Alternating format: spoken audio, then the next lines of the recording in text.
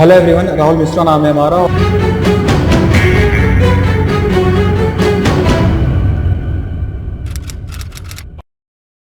Hello everyone, Rahul Mishra नाम है हमारा और आज की जो क्लास रहेगी इसमें हम लोग फरवरी 2025 के जो इम्पोर्टेंट एमसीक्यूज़ हैं बैंकिंग एंड फाइनेंशियल अवेयरनेस से रिलेटेड उसको हम लोग यहाँ पे डिस्कस करने जा रहे हैं।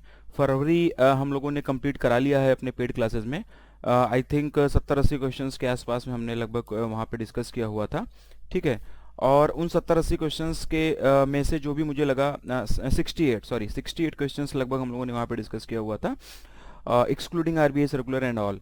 ठीक है, आरबीआई सर्कुलर का अलग से ही उसमें पीडीएफ वगैरह में आप लोगों को अवेलेबल कराया जाता है।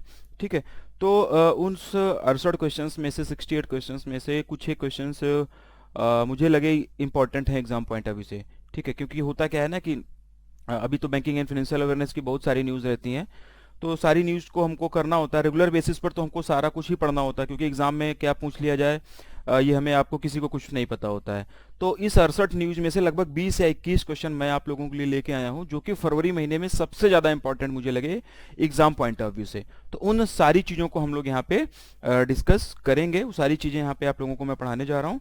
तो क्लास स्टार्ट करेंगे हम लोग और देखो पहला क्वेश्चन क्या कह रहा है, what budget is allocated for the MSME team initiative launched by the MOMSME यानी कि ministry of micro small and medium enterprises in collaboration with ONDC। ठीक है, यानी कि ONDC के सहयोग से MOMSME द्वारा शुरू की गई एमएसएमई टीम पहल के लिए कितना बजट आवंटित किया गया है, ये इस क्वेश्चन का हिंदी में मतलब है। क्वेश्चन ये बढ़िया है, एग्जाम पॉइंट ऑफ व्यू से अच्छा है। तो पहले इसका आंसर जान लेते हैं, फिर हम लोग जो है आगे का समझने की कोशिश करेंगे कि इसमें मतलब क्या चीज़ें हैं, कैसे क्या है। ठीक है, तो देखो इसका जो आंसर हो जाएगा option number C, 277.35 crore rupees. ठीक है ना, 277.35 करोड़ रुपीज़ जो है वो एलोकेट किया गया। ठीक है, एमएसएमई टीम इनिशिएटिव के लिए। ठीक, तो इसके बारे में थोड़ा सा हम लोग और जानते हैं। देखो क्या हुआ है कि मिनिस्ट्री ऑफ एमएसएमई और ONDC इन दोनों ने पार्टनरशिप किया हुआ है। ठीक है, एमएसएमई मिनिस्ट्री ने और ONDC ने, इन दोनों ने क्या किया हुआ है, पार्टनरशिप किया हुआ है। अब पार्टनरशिप किया हुआ है तो क्या किया पार्टनरशिप करके एमएसएमई टीम इनिशिएटिव लॉन्च किया, एमएसएमई टीम इनिशिएटिव लॉन्च किया। ठीक है ना, एमएसएमई टीम इनिशिएटिव लॉन्च किया। अभी टीम का फुल फॉर्म क्या हो जाएगा, ट्रेड एनरोलमेंट एंड मार्केटिंग। ये भी कई बार पूछ लिया जाता है तो ये भी आप लोगों को पता होना चाहिए। ठीक है, तो ये जो इनिशिएटिव है, इस इनिशिएटिव का उद्देश्य क्या है, ये इनिशिएटिव लॉन्च क्यों किया गया, इसका मोटो क्या है। तो इसका जो मोटो है वो ये है कि 5 लाख माइक्रो इंटरप्राइजेस को ONDC पर ऑनबोर्ड करना है। जो ONDC नेटवर्क है इस पे 5 लाख माइक्रो इंटरप्राइजेस को ऑनबोर्ड करना है, इनको मतलब कि ऑनबोर्डिंग का मतलब इनको लाना है यहाँ पे। ठीक है ना, जिससे कि अच्छा ये 5 लाख माइक्रो इंटरप्राइजेस को ONDC पे ऑनबोर्ड किया जाएगा, जिसमें से कि 50% जो है वो महिलाओं के द्वारा संचालित एमएसएमईज होंगे। ठीक है ना, माइक्रो इंटरप्राइजेस जो होंगे 5 लाख का लगभग 50%, कम से कम 50% महिलाओं के द्वारा संचालित माइक्रो इंटरप्राइजेस होनी चाहिए, यानी कि 2.5 लाख तो कम से कम महिलाओं के द्वारा ही संचालित होनी चाहिए। ठीक, और ये जो इनिशिएटिव है इसका बजट जो है वो 270.35 करोड़ रुपए एलोकेट किया गया है और 3 साल के लिए है। ये इनिशिएटिव 3 साल के लिए, 3 साल के लिए बजट जो है इतना एलोकेट बेसिकली किया गया है। ठीक है, अच्छा ये जो टीम इनिशिएटिव है ना, ये जो टीम, थोड़ा सा टीम इनिशिएटिव के बारे में और थोड़ा सा चीज़ें आसान करता हूं आप लोगों के लिए। टीम इनिशिएटिव एमएसएमईज को ONDC नेटवर्क से कनेक्ट करेगी। ठीक है, ONDC एक नेटवर्क है जिससे कनेक्ट करेगी, और होगा क्या उससे, जिससे कि डिजिटल इकोसिस्टम का यूज करके ONDC जो डिजिटल इकोसिस्टम प्रोवाइड कराता है अपने प्लेटफॉर्म पर, उसको अभी आगे थोड़ा सा हो सके अगर टाइम मतलब बताता हूँ, ONDC के बारे में भी थोड़ा सा क्लैरिटी आप लोगों को दूंगा मैं। ठीक है ना, देखो तो ONDC नेटवर्क से कनेक्ट करेगी, टीम इनिशिएटिव एमएसएमईज को ONDC नेटवर्क से कनेक्ट करेगी, जिससे होगा क्या कि जो ONDC पर डिजिटल इकोसिस्टम है उसके जरिए जो एमएसएमईज हैं उनकी बिजनेस अपॉर्चुनिटीज को इन्हेंस किया जाएगा, बढ़ाया जाएगा। ठीक है, एमएसएमईज को डिजिटल इकोसिस्टम प्रोवाइड करेगा। डिजिटल इकोसिस्टम कैसे मिलेगा, यानी कि डिजिटल स्टोर फ्रंट होगा, डिजिटली वो अपने प्रोडक्ट को दिखा सकते हैं स्टोर फ्रंट के जरिए। इंटीग्रेटेड पेमेंट सिस्टम होगा, पेमेंट वगैरह लेना है तो ONDC के जरिए ही वो पेमेंट वगैरह ले सकते हैं ना, कि भाई कोई सामान कोई प्रोडक्ट बिक रहा है तो पेमेंट कैसे मिलेगा, तो ONDC वो भी इंटीग्रेशन इनको देगा, एमएसएमईज को वो भी सुविधाएं दे देगा कि इंटीग्रेटेड पेमेंट सिस्टम प्लेटफॉर्म भी दे देगा। लॉजिस्टिक सपोर्ट भी मिल जाएगा ONDC पर, अगर कोई सामान फिजिकली, देखो जो वर्चुअल या डिजिटल चीज़ें हैं जैसे ई बुक वगैरह हो गया, तो इसके लिए तो लॉजिस्टिक की जरूरत होगी नहीं, केवल पेमेंट हो गया और काम हो गया, आपको मिल जाएगा एक्सेस। लेकिन जैसे कुछ फिजिकल चीजें हैं जिसको डिलीवर करना है, जिसको एक स्थान से दूसरे स्थान पर भेजना है, तो उसके लिए क्या होगा कि लॉजिस्टिक सपोर्ट की भी जरूरत होगी। तो लॉजिस्टिक सपोर्ट भी जो है ना वो मतलब ओएनडीसी प्लेटफॉर्म के जरिए ही प्रोवाइड किया जाएगा। तो जब सब कुछ ओएनडीसी पर मिलेगा तो ऑब्वियस सी बात है भाई कि जो एमएसएमईज होंगे उनका जो बिजनेस होगा वो इंक्रीज होना ही होना है। ठीक है, तो ये चीज आप लोग समझना। अच्छा, इस इनिशिएटिव के तहत में एमएसएमईज को तो ओएनडीसी पर ऑनबोर्ड किया ही जाएगा, साथ ही साथ में उनको एजुकेट किया जाएगा, साथ ही साथ में उनको अवेयरनेस फैलाई जाएगी। ठीक है, उनको समझाया जाएगा कि भाई आप लोग आओ ओएनडीसी पे कनेक्ट करो, यहाँ पे अपना बिजनेस करो आप लोग। ठीक है, टीयर 2 और टीयर 3 सिटीज, टीयर 2 और टीयर 3 सिटीज में 150 से भी अधिक, 150 से भी अधिक वर्कशॉप्स कराई जाएंगी, जिसमें उनको ये गाइड किया जाएगा, ये बताया जाएगा कि ओएनडीसी नेटवर्क अगर आप ज्वाइन कर लेंगे तो फिर आपका बिजनेस कैसे कैसे ग्रो करेगा, ओएनडीसी नेटवर्क पर क्या क्या सुविधाएं मिलती है ना। कई बार तो क्या होता है ना कि आपके पास में प्रोडक्ट है, आपके पास में क्वालिटी है, आप अच्छे से बना पा रहे हो, लेकिन आप मार्केटिंग नहीं कर पा रहे हो, आपको वो मार्केट नहीं मिल पा रही, आप बेच नहीं पा रहे हो। तो वो क्या है कि उन सब चीज़ों के बारे में एजुकेट किया जाएगा इस इनिशिएटिव के तहत में, उनके बारे में बताया जाएगा। टीयर 2 और टीयर 3 की जो सिटीज़ होंगे वहाँ पर 150 से अधिक वर्कशॉप कराई जाएगी, जिससे कि वो सारे के सारे जो है वहाँ पे मतलब ओएनडीसी पर आएँ। ठीक है, मिनिस्ट्री ऑफ एमएसएमईज और नेशनल स्मॉल इंडस्ट्रीज कॉरपोरेशन। ठीक है ना, ये आप लोग थोड़ा सा टेक्निकल है, यहाँ से क्वेश्चंस बन सकता है। ठीक है ना, मिनिस्ट्री ऑफ एमएसएमईज और national small industries corporation, NSIC, national small industries corporation. ठीक है, ये दोनों मिलकर ये प्रोग्राम जो है इसको संचालित करेंगे। ठीक, तो ये भी क्वेश्चन बन सकता है कि एमएसएमई टीम इनिशिएटिव को कौन कौन संचालित कर रहा है। तो ये दो, मिनिस्ट्री ऑफ एमएसएमईज और नेशनल स्मॉल इंडस्ट्रीज कॉरपोरेशन, ये दोनों मिलकर इस प्रोग्राम को संचालित करेंगे। और अगर क्वेश्चन ये बनता है कि इस इनिशिएटिव के इंप्लीमेंटिंग एजेंसी कौन है, तो ये आंसर हो जाएगा NSIC, ये हो जाएगी इसकी इंप्लीमेंटिंग एजेंसी।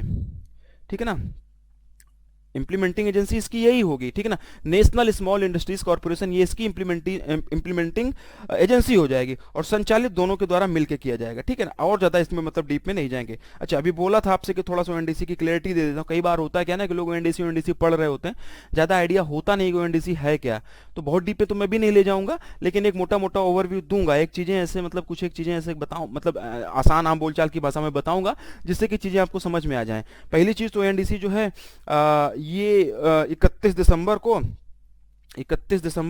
2021 को एस्टेब्लिश की गई थी। ये सेक्शन 8 कंपनी है, सेक्शन 8 कंपनी है। सेक्शन 8 थोड़ा सा जानना इसलिए भी जरूरी है कि अभी जो स्केल 3 का एग्जाम लास्ट ईयर हुआ था वहाँ पे कंपनीज एक्ट वगैरह भी पूछ लिए थे, तो थोड़ा सा उस डायरेक्शन में भी हम अपने कंटेंट को करेंगे। उस हिसाब से आप लोग भी सोचना समझना शुरू करना, उस हिसाब से आप लोग भी पढ़ाई करना। ठीक है ना, क्योंकि थोड़ा सा डीप में जाएंगे और चीज़ें इतना आसान है नहीं।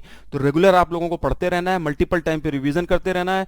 जो पीडीएफ में चीज़ें मिलती हैं, उस पीडीएफ में जो एक्सप्लेनेशन वाला पार्ट होता है वो पढ़ना है। जो वीडियो क्लासेस रेगुलर आपको मिल रही हैं वो करना है। जहाँ जहाँ पे जैसे जैसे जितना चीज़ें जरूरी होती है मैं बताते रहता हूँ, तो वो चीज़ आप लोग देखना। ठीक है ना, तो एनडीसी क्या है, सेक्शन 8 कंपनी है, 31 दिसंबर 2021 को एस्टेब्लिश की गई थी। बेसिकली है एक इनिशिएटिव ये। ठीक है, बेसिकली ये एक इनिशिएटिव है। Government of India, ministry of commerce and industry, department for promotion of industry and internal trade. ठीक, इन तीनों का एक इनिशिएटिव है ये ओएनडीसी। ओएनडीसी जो है वो government of India, ministry of commerce and industry, department for promotion of industry and internal trade, DPPIT, इन तीनों का एक इनिशिएटिव है ये। ठीक है ना, तो बेसिकली अगर हम लोग बात करें ओएनडीसी की, तो इसका कोई ऐप वगैरह नहीं होता है। ठीक है ना, इसका कोई ऐप वगैरह नहीं है, ना ये कोई सॉफ्टवेयर है, बल्कि ये ओएनडीसी से नाम ही चल रहा है ना कि ओपन नेटवर्क। ठीक है ना, ओपन नेटवर्क डिजिटल कॉमर्स। ठीक है ना, तो ओएन देखो है क्या, ये ओपन नेटवर्क है, ओपन नेटवर्क का एक सेट है। ठीक है ना, एक प्लेटफॉर्म टाइप में इसे बना दिया गया है, ओपन नेटवर्क का सेट है। यहाँ पर बायर भी आ रहे हैं, ठीक है ना, यहाँ पर सेलर भी आ रहे हैं, सेलर वाले आ रहे हैं बेचने के लिए, बायर आ रहे हैं खरीदने के लिए, बाकी जो और लॉजिस्टिक कंपनियां हैं वो भी आ रही हैं, पेमेंट सर्विस प्रोवाइड करने वाली कंपनियां वो भी आ रही हैं, ये सब आ रही हैं यहाँ पे। ठीक है ना, तो लगभग इसके ओएनडीसी के पास में लगभग 200 से अधिक ऐप है। ओएनडीसी तो एक खुद प्लेटफॉर्म है, लेकिन 200 से अधिक ऐप्स हैं जहां से बायर और सेलर जो है बिजनेस कर सकते हैं। ठीक, तो ओएनडीसी जो है, ओएनडीसी नेटवर्क पर अगर कोई लिस्टेड कंपनी है, ठीक है, तो पहली चीज तो देखो क्या करना होता है कि ओएनडीसी नेटवर्क पर लिस्टेड कोई भी एक ऐप चूज करिए आप। ठीक है, जैसे ओएनडीसी पे हम लोग आए, हम बायर हैं, हम सेलर हैं, हमने सेलर हैं, हमने अपना सारा पोर्टफोलियो बना लिया, सब कुछ यहाँ पे प्रोडक्ट डिजिटली कर दिया, तो कोई बायर आएगा, हमारा चूज करेगा, देखेगा कि हमारा ये राहुल नाम से है, राहुल नाम से जो भी ऐप है जो भी है इसको सिलेक्ट करेगा, क्या क्या चीजें हैं वो देखेगा, खरीद लेगा हमारा। इस तरीके से बेसिकली ये काम करता है, ठीक ना। कोई भी बायर किसी भी सेलर से कुछ भी खरीद सकता है। बाकी बैंकिंग सर्विसेज प्रोवाइड करने के लिए, पेमेंट सर्विसेज प्रोवाइड करने के लिए, लॉजिस्टिक सर्विसेज प्रोवाइड करने के लिए जो दूसरी कंपनीज हैं वो भी इसी ONDC प्लेटफॉर्म पर आती हैं। तो एक मोटा मोटा आइडिया आप लोगों को मिल गया होगा। क्वेश्चन अच्छा था एग्जाम पॉइंट ऑफ व्यू से। चलो आगे बढ़ते हैं। अगला क्या कह रहा है, where was India's first organic fisheries cluster launched under the Pradhan Mantri Matsya संपदा योजना PMMSY। प्रधानमंत्री मत्स्य संपदा योजना के तहत में भारत का पहला जैविक मत्स्य पालन क्लस्टर कहाँ लॉन्च किया गया है। क्वेश्चन इंपॉर्टेंट है एग्जाम पॉइंट ऑफ व्यू से, ठीक है ना। ऑप्शंस दिए गए हैं आप लोगों के सामने, सही उत्तर हो जाएगा सोरेंग सिक्किम। और जो लोग पेड क्लासेस में उधर देख के आए हैं ना, वो लोग आप लोग इसका आंसर करो, खुद के आपके दिमाग में सारी चीजें आनी चाहिए।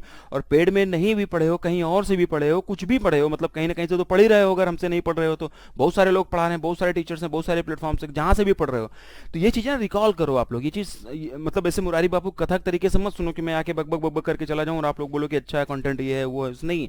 रिकॉल करो चीजों को, दिमाग पे जोर डालो कि कहाँ पढ़े थे आप लोग, ठीक है ना। तो इसका जो आंसर हो जाएगा सोरेंग सिक्किम। सोरेंग क्या है, सिक्किम का एक जिला है, ठीक है ना। सोरेंग जो है वो सिक्किम स्टेट का एक जिला है, ठीक है। और जो एग्रीकल्चर वाले हैं ना भाई बहन, उनके लिए तो मतलब इंपॉर्टेंट है ये। तो एग्रीकल्चर के लिए अगर तो तैयारी कर रहे हो आप लोग तो इंपॉर्टेंट है, ध्यान से सुनना। Union minister of fisheries, animal husbandry and dairying, ठीक है ना।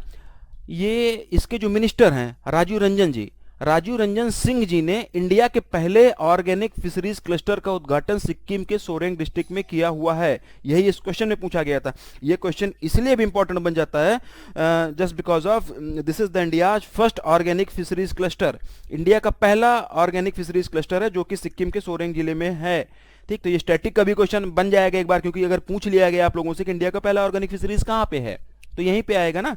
तो ये चीज आप लोग याद रखना। और ये जो क्लस्टर है ना, यहाँ पे देखो स्कीम का भी जिक्र किया गया है ना, प्रधानमंत्री मत्स्य संपदा योजना। तो ये क्लस्टर जो है प्रधानमंत्री मत्स्य संपदा योजना के तहत में सेटअप किया गया है। और नाबार्ड की अगर हम लोग बात करें तो नाबार्ड जो है वो इस क्लस्टर का की स्टेक होल्डर है। नाबार्ड इसे फाइनेंशियल सपोर्ट भी प्रोवाइड करेगा, नाबार्ड इसे टेक्निकल सपोर्ट भी प्रोवाइड करेगा, नाबार्ड जो है प्राइवेट इन्वेस्टमेंट के लिए भी सपोर्ट करेगा, इसकी हेल्प करेगा। तो नाबार्ड का ही इसमें बहुत ज्यादा रोल है। ये जो इंडिया की पहली ऑर्गेनिक फिशरीज क्लस्टर लॉन्च की गई है, नाबार्ड इस क्लस्टर का की स्टेक होल्डर है। नाबार्ड इस क्लस्टर को फाइनेंशियल सपोर्ट प्रोवाइड करेगा, नाबार्ड इस क्लस्टर को टेक्निकल सपोर्ट प्रोवाइड करेगा, नाबार्ड इस क्लस्टर को प्राइवेट इन्वेस्टमेंट के लिए भी हेल्प करेगा। तो नाबार्ड जो है मतलब इसकी हेल्प करने वाला है पूरी तरीके से।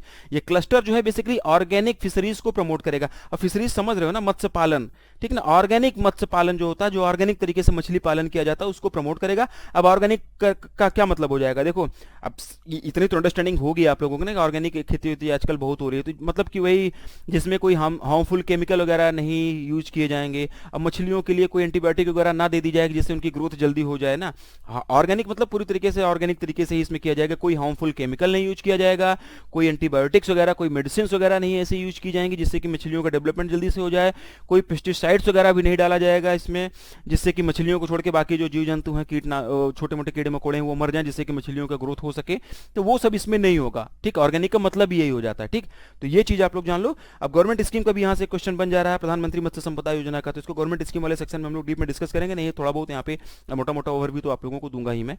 तो ये जो प्रधानमंत्री मत्स्य संपदा योजना है, ये 2020 में लॉन्च की गई थी। ये सेंट्रली स्पॉन्सर्ड स्कीम है। ये स्कीम जो है 2021 से लेकर 2024-25 तक के लिए लॉन्च की गई थी। इस स्कीम के लिए जो इन्वेस्टमेंट है वो 20,050 करोड़ रुपए का है, ठीक है ना। Blue revolution integrated development and management fisheries scheme को जो है इसको रिप्लेस करके ये लॉन्च किया गया था। Blue revolution integrated development and management fisheries scheme है। ये स्कीम 2015-16 में आई हुई थी। इस स्कीम को जो है इसमें इंटीग्रेट कर दिया गया। किस में इंटीग्रेट कर दिया गया, प्रधानमंत्री मत्स्य संपदा योजना में। उसके बाद में फिर प्रधानमंत्री मत्स्य संपदा योजना को 2020 में लॉन्च कर दिया गया। मेनली अगर हम लोग बात करें तो मत्स्य पालन को बढ़ावा देने के लिए, फिशरीज को बढ़ावा देने के लिए ये जो स्कीम है ये लॉन्च की गई है, ठीक है। चलो आगे बढ़ते हैं, ठीक है। हाँ, आगे अगर हम लोग बढ़ते हैं तो देखो क्या होता है ना कि अगर आपको इसकी PDF चाहिए होगा कि इसकी पीडीएफ कहाँ पे मिलेगी। तो इसका एमसीक्यू के फॉर्मेट में ऐसे बहुत ज़्यादा डीप में एक्सप्लेनेशन तो नहीं है, लेकिन अगर आपको क्वेश्चंस दोबारा से पढ़ने हैं तो इसकी पीडीएफ आप लोगों को मिल जाएगी। प्ले स्टोर पर जाएंगे आप लोग, परीक्षार्थी ऐप डाउनलोड कर लेंगे, नहीं तो फिर इस वीडियो के नीचे डिस्क्रिप्शन में ऐप का लिंक दिया गया है, वहाँ से जाकर आप लोग ऐप डाउनलोड कर लीजिएगा। ई बुक वाले सेक्शन में जब आप आएंगे तो यहाँ पर आपको इसकी पीडीएफ मिल जाएगी। साथ ही साथ में आप लोग देखेंगे कि फ्री वीकली टेस्ट का भी सेक्शन यहाँ पे अवेलेबल है, ठीक है ना। ई बुक वाले सेक्शन में जाएंगे तो इसी तरीके से यहाँ पर आप लोगों को मिल जाएगा, ठीक। ई बुक वाले सेक्शन में जब जाएंगे तो बहुत सारा फ्री कंटेंट भी पड़ा हुआ है, जो मंथली हैंडआउट हम लोग रिवीजन के लिए लॉन्च करते हैं हिंदी इंग्लिश में, वो भी आपको मिल जाएगा। ये जो कंपाइलेशन ये है जो अपना फरवरी के जो इंपॉर्टेंट एमसीक्यूज हैं, ये भी आप लोगों को थोड़ा सा यहाँ पे मिल जाएगा। इसी ऐप में आपको फ्री वीकली टेस्ट का सेक्शन मिल जाएगा, जहाँ पर बैंकिंग एंड फाइनेंशियल अवेयरनेस की क्विजेस कराई जा रही हैं, और कंप्यूटर की क्विज वगैरह भी आप लोगों को मिल जाती है ठीक ठाक लेवल की, तो भी जाके देख सकते हो। इसी ऐप पर आपको करंट अफेयर्स मिल जाएगा, डेली करंट अफेयर्स, देखो ये करंट अफेयर्स भी है ना, वन लाइनर के फॉर्मेट में आपको डेली करंट अफेयर्स भी मिल जाएगा, ठीक है। तो मतलब अपना रिवीजन करना चाह रहे हो तो करंट अफेयर्स तो वन लाइनर में ही हम लोग मतलब प्रोवाइड करा रहे हैं, कि पूरा दिन अगर आप थके आ रहे हो और पूरा पढ़ने का टाइम नहीं मिला, या फिर बिजी हो कहीं पे ज़्यादा और चीज़ों को पढ़ने का, और डेली करंट अफेयर्स नहीं पढ़ पा रहे हो, तो यहाँ से आप लोग वन लाइनर भी पढ़ के थोड़ा थोड़ा आप चीज़ों से अपडेटेड रहोगे। बाद में जब टाइम मिलता है तो जो है आप लोग मतलब डिटेल में जाके पढ़ लीजिएगा, ठीक है। तो ऐप डाउनलोड करने के बहुत सारे फायदे हैं, और अगर कुछ आपको कंटेंट अच्छा लग रहा है, चीज़ें बढ़िया लग रही हैं, आपको कभी बेनिफिट हुआ तो यहाँ से जाके आप शेयर कर सकते हैं, ठीक है। व्हाट्सअप सपोर्ट वगैरह भी यहाँ पे, तो आप डाउनलोड करिएगा, चीज़ें मिल जाएंगी, ठीक है। बहुत ज़्यादा नहीं बताएंगे, बहुत बेसिक चीज़ें सबको आपको ये पता होता है। चलो आगे बढ़ते हैं। What percentage of complaints did RBI ombudsman dispose of between the 1 April 2023 and 31 March 2024? Question बढ़िया है एग्जाम पॉइंट ऑफ व्यू से, very important question for exam point of view for upcoming SBI exam, ठीक है। पहले इसका answer जानते हैं, फिर हम लोग इस क्वेश्चन को थोड़ा सा डीप में चलेंगे, थोड़ा सा आप इसका पोस्टमार्टम करेंगे, थोड़ा सा इसके बारे में और लोग जानेंगे, और हर वो बात जो एग्जाम पॉइंट ऑफ व्यू से जरूरी है उसको मैं आप लोगों को समझाने का प्रयास करूंगा। और फिर से बोल रहा हूँ कि मुरारी बापू कथक तरीके से अगर सुन रहे हो कि क्लास के बाद में पंजेरी चरणामृत 151 रुपये गुरु दक्षिणा उछड़ा देके आपका पैर वैर छू के विदाई दी जाएगी, तो वो नहीं होने वाला है। आँख कान नाक गला मुंह फेफड़ा गुर्दा किडनी सब खोल के दिमाग में बिठाते रहो। नोट्स वगैरह बनाना चाहते हो तो नोट्स वगैरह बनाते रहो, ठीक है ना। नहीं तो फरवरी की जैसे ही रिवीजन वाली पीडीएफ अपलोड कर दूंगा, जाके ऐप पे देख लेना आप लोग, वहाँ से फरवरी की रिवीजन वाली पीडीएफ भी देख लेना। मतलब कुल मिला के ये कह रहा हूँ कि चीज़ें सुनते रहो, समझते रहो, ऐसे मतलब ख्यालों में मत खोए रहो, ठीक है। चलो वापस आते हैं, ठीक है। देखो इंपॉर्टेंट है एग्जाम पॉइंट ऑफ व्यू से, टू द पॉइंट चीज़ों को हम लोग समझते हैं। रिजर्व बैंक ओम्बुड्समैन स्कीम, मतलब आपको पता होगा ये मतलब इसमें थोड़ा सा नहीं डीप में जाते हैं अभी। अगर कोई कंप्लेन वगैरह होती है तो इसके तहत में दर्ज कराई जाती है, बस इतना भी आप जान लो, ठीक है ना। तो ये जो ओम्बुड्समैन स्कीम है ना, इसी की एनुअल रिपोर्ट जारी की गई, ठीक है ना। इसी की एनुअल रिपोर्ट जो है भी जारी की गई, और ये जो एनुअल रिपोर्ट जारी की गई है 1 अप्रैल 2023 से लेके 31 मार्च 2024 तक के लिए रिपोर्ट आई हुई है, ठीक है ना। तो ये ड्यूरेशन भी आप लोग याद रखना, ठीक। इस ड्यूरेशन के लिए रिपोर्ट जारी की गई है। तो इस एनुअल रिपोर्ट के हिसाब से टोटल कितनी कंप्लेंट्स प्राप्त हुई हैं? 9,34,355, ठीक है ना। ये टोटल कंप्लेंट प्राप्त हुई हैं, और इसमें जो है ORBIOS इनके द्वारा भी और CRPC के द्वारा भी जो है, दोनों मिला के इतनी कंप्लेन यहाँ पे इनके द्वारा की गई हैं। ऑफिस ऑफ RBI ओम्बुड्समैन, ठीक है ना, ऑफिस ऑफ RBI ओम्बुड्समैन यानी कि ORBIOS, और CRPC का मतलब क्या हो जाएगा? Centralised receipt and processing centre. इन दोनों के द्वारा मिलाकर ये कंप्लेन प्राप्त, मतलब इतनी कंप्लेन यहाँ पे प्राप्त हुई हैं। Total 2,84,355 number of complaints resolve की गई हैं ORBIOS के द्वारा, ठीक है। ORBIOS के द्वारा जो है इतनी कंप्लेन रिजॉल्व की गई हैं। तो मतलब ORBIOS के द्वारा जितनी भी कंप्लेन प्राप्त हुई उसमें इतनी कंप्लेन रिजॉल्व कर दी गई। तो इसका परसेंटेज की अगर हम लोग बात करेंगे तो 95.1% इसका रिजॉल्विंग रेट रहा, डिस्पोजल रेट रहा, ठीक है। तो ये चीज़ भी आप लोग याद कर लेना, ठीक है। ये चीज़ भी आप लोगों को याद होना चाहिए। अच्छा, एक चीज़ और ये जानो कि बैंकों के अगेंस्ट जो कंप्लेन आई हुई थी वो टोटल कंप्लेन का 82.28% थी, ठीक है ना। टोटल जितनी भी कंप्लेन आई हुई थी उसका 82.28% कंप्लेन बैंकों के अगेंस्ट में थी, ठीक है ना। NBFCs के अगेंस्ट में जो कंप्लेन प्राप्त हुई हैं, यानी कि जो टोटल कंप्लेन आई हुई हैं उसका 14.53% कंप्लेन NBFCs के खिलाफ प्राप्त हुई हैं, ठीक। तो ये चीज़ भी आप लोग इसको समझने का कोशिश करना आप लोग, ठीक है ना। लोन एंड एडवांसेस में सबसे ज़्यादा कंप्लेन प्राप्त हुई हैं। सेगमेंट होते हैं ना कि किसमें डिजिटल बैंकिंग की complain I, loan and advances का है, किसकी कंप्लेन आई। तो लोन एंड एडवांसेस में सबसे ज़्यादा कंप्लेन मिली हुई है। टोटल कंप्लेन का 29.01% जो है लोन एंड एडवांसेस कैटेगरी में ही आया हुआ है, ठीक है, ये चीज आप लोग याद रख लेना। लोन एंड एडवांसेस के बाद में मोबाइल एंड नेट बैंकिंग में सबसे ज्यादा कंप्लेंट मिली हुई है, ठीक है ना। मोबाइल और नेट बैंकिंग में सबसे ज्यादा कंप्लेंट मिली हुई है, और मोबाइल और नेट बैंकिंग में टोटल जो कंप्लेंट मिली हुई है 57,242 नंबर ऑफ कंप्लेंट मिली हुई है, जो कि पिछले साल की तुलना में 32.61% का वृद्धि हुआ है, ठीक है। तो ये चीज आप लोग याद रखना। कुछ एक डेटा से संबंधित ये चीजें थी, आप लोग याद रखना। पीडीएफ में भी मैं पूरा डेटा डिटेल में दे दूंगा, पढ़ना पड़ेगा, रिपोर्ट काफी बड़ी है, तो जो जरूरी चीजें हैं वो उसको मैं पीडीएफ में भी डालूंगा, वहां से एक बार आप लोग पढ़िएगा। एक क्वेश्चन यहाँ से और बन सकता है, उसको भी हम लोग जानते हैं। स्क्रीन पहले हम क्लियर करते हैं, आप समझते हैं, ठीक है ना। अच्छा, कंप्लेन आई हुई है, तो एक क्वेश्चन ये भी बन सकता है कि कौन से राज्य में सबसे ज्यादा कंप्लेन आई और कौन से राज्य में सबसे कम कंप्लेन आई। इस तरीके से भी क्वेश्चंस बनते हैं। तो टॉप 5 स्टेट के बारे में हम लोग जान लेते हैं जहां पर सबसे ज्यादा कंप्लेन आई हुई है, ठीक है ना। टॉप 5 स्टेट्स हायर कंप्लेन, ठीक है ना, जिसमें सबसे ज्यादा कंप्लेन आई। तो सबसे ज्यादा कंप्लेन जो आई हुई है चंडीगढ़, हालांकि चंडीगढ़ यूनियन टेरिटरी है, ठीक है। चंडीगढ़ में सबसे ज्यादा कंप्लेन आई, ठीक है। सबसे ज्यादा कंप्लेन कहाँ पे आई? चंडीगढ़ से आई। सेकंड नंबर पर दिल्ली पे आई, दिल्ली, या ये भी यूनियन टेरिटरी है। थर्ड नंबर पर सबसे ज्यादा कंप्लेन राजस्थान से आई। फोर्थ नंबर पर सबसे ज्यादा कंप्लेन गुजरात से आई। फिफ्थ नंबर पर सबसे ज्यादा कंप्लेन उत्तराखंड से आई। अब बात कर लेते हैं टॉप 5 स्टेट या यूनियन टेरिटरी की जहां पर लेसर सबसे कम कंप्लेन आई हुई हैं। तो सबसे कम कंप्लेन जो है मिजोरम से आई हुई है, ठीक है। सेकंड नंबर पर नागालैंड है, ठीक है। थर्ड नंबर पर हम बात करें तो लद्दाख की है। लद्दाख क्या है, स्टेट है कि यूनियन टेरिटरी? बताओ आप लोग क्या पढ़ते हो करंट अफेयर्स, ठीक है। उसके बाद में मणिपुर से आई है चौथे नंबर पर। पांचवें नंबर पर जो है लक्षद्वीप से आई हुई है, ठीक है ना, लक्षद्वीप से आई है। तो ये पॉइंट भी इंपॉर्टेंट है, क्वेश्चन यहाँ से भी बन सकता है, ठीक है ना। सबसे ज्यादा कंप्लेन कहाँ से आई? Top 5 state. सबसे कम कंप्लेन कहाँ पे? Top 5 state. ये मतलब देख लेना। बाकी बताया ना कि रिपोर्ट बहुत बड़ी है, बहुत सारी चीजें हैं इसमें, तो सारी चीजें तो यहाँ पे नहीं डिस्कस करते हैं, कुछ एक चीजें आपको पीडीएफ में भी मिलेंगी। चलो आगे बढ़ते हैं। अच्छा हाँ ठीक है, ये अपना कुछ कोर्स वगैरह भी हमारा चल रहा है, अगर आप लोग इंटरेस्टेड हैं बैंकिंग मास्टर 4 नाम से ऐप पर मिल जाएगा, जहाँ पर हम लोग complete banking and financial awareness discuss करते हैं किसी भी बैंक एग्जाम के लिए। किसी भी बैंक एग्जाम में जहाँ पर बैंकिंग एंड फाइनेंशियल अवेयरनेस पूछी जाती है, यहाँ पर हम लोग डिस्कस करते हैं। आप लोग जाकर देख सकते हैं, रिकॉर्डेड फॉर्म में क्लास मिलती है, मंथली ई बुक्स भी मिल जाती है, कंटेंट आपको अपडेटेड मिलता है। अगर ये बैच आप लोग लेते हैं तो इसमें हिंदी का जो आरआरबी के लिए हिंदी है उसका भी बैच जो है इंक्लूड कर दिया गया है ऑलरेडी। इसमें वीडियो क्लासेस भी मिलती हैं, पीडीएफ वगैरह भी मिलता है, तो ये आप लोग परचेज करना चाहें तो कर सकते हैं। बाकी पीडीएफ कोर्स है, ये क्या है, इसमें सिर्फ और सिर्फ पीडीएफ मिलेगी मंथली बेसिस पर। जो अपना बैंकिंग एंड फाइनेंशियल अवेयरनेस का पीडीएफ होता है, current banking and financial awareness का, वो यहाँ पे अवेलेबल करा दिया जाता है। बाकी हिंदी का भी एक कोर्स है, हिंदी अगर आप लोग आरआरबीज के लिए पढ़ना चाहते हैं तो ये भी आप लोग जाकर देख सकते हैं। क्लासेस ये कोर्स कंप्लीट हो चुका है, देख सकते हैं, एक आइडिया आपको मिलेगा, फिर प्रैक्टिस आप लोग करते रहिएगा। वापस आते हैं, by what percentage did domestic investment in India increase during the first 9 month, यानी कि April to December of financial year 25 compare to the same period in 2024, financial year 2024। वित्त वर्ष 2025 के पहले 9 महीने यानी कि अप्रैल से दिसंबर के दौरान भारत में घरेलू निवेश में वित्त वर्ष 2024 की इसी अवधि की तुलना में कितने प्रतिशत की वृद्धि हुई है, ये इस क्वेश्चन में पूछा गया। Very important question for exam point of view. इसमें तो जो भी बढ़ा रहा हूं ना मैं, बहुत सेग्रीगेट करके, बहुत छांट के, जो ढंग के क्वेश्चंस मुझे लगे एग्जाम पॉइंट ऑफ व्यू से, वही मैं आप लोगों के लिए लेके आया हूं। तो कहीं पर कुछ भी मिस मत करना, किसी भी तरीके से किसी के ख्यालों में मत खोए रहना, ध्यान से सुनते रहना, अपने नोट्स बनाते रहना, ठीक है ना। बाद में फिर ये नहीं हो कि मास्टर साहब ने नहीं पढ़ाया था, हमने नहीं पढ़ाया था, रिविजन नहीं हुआ था, ये सब गी गा गू गा की का कू का नहीं होना चाहिए, ठीक है ना। तो लिखते पढ़ते रहना आप लोग, ठीक। इसका जो आंसर हो जाएगा 39%, ठीक है, 39%, ठीक है।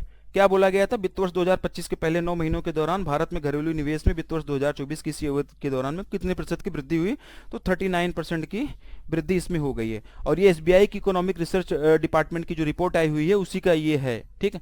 एसबीआई ने अपनी एसबीआई का जो इकोनॉमिक रिसर्च डिपार्टमेंट है उसी ने अपनी ये रिपोर्ट जारी किया, और उसी रिपोर्ट में ये बताया गया कि फाइनेंशियल ईयर 2025 के पहले 9 महीनों के दौरान फाइनेंशियल ईयर 2024 के पहले 9 महीने की तुलना में 39% का ग्रोथ हुआ है डोमेस्टिक इन्वेस्टमेंट में, ठीक है। तो ये चीज आप लोग याद कर लेना।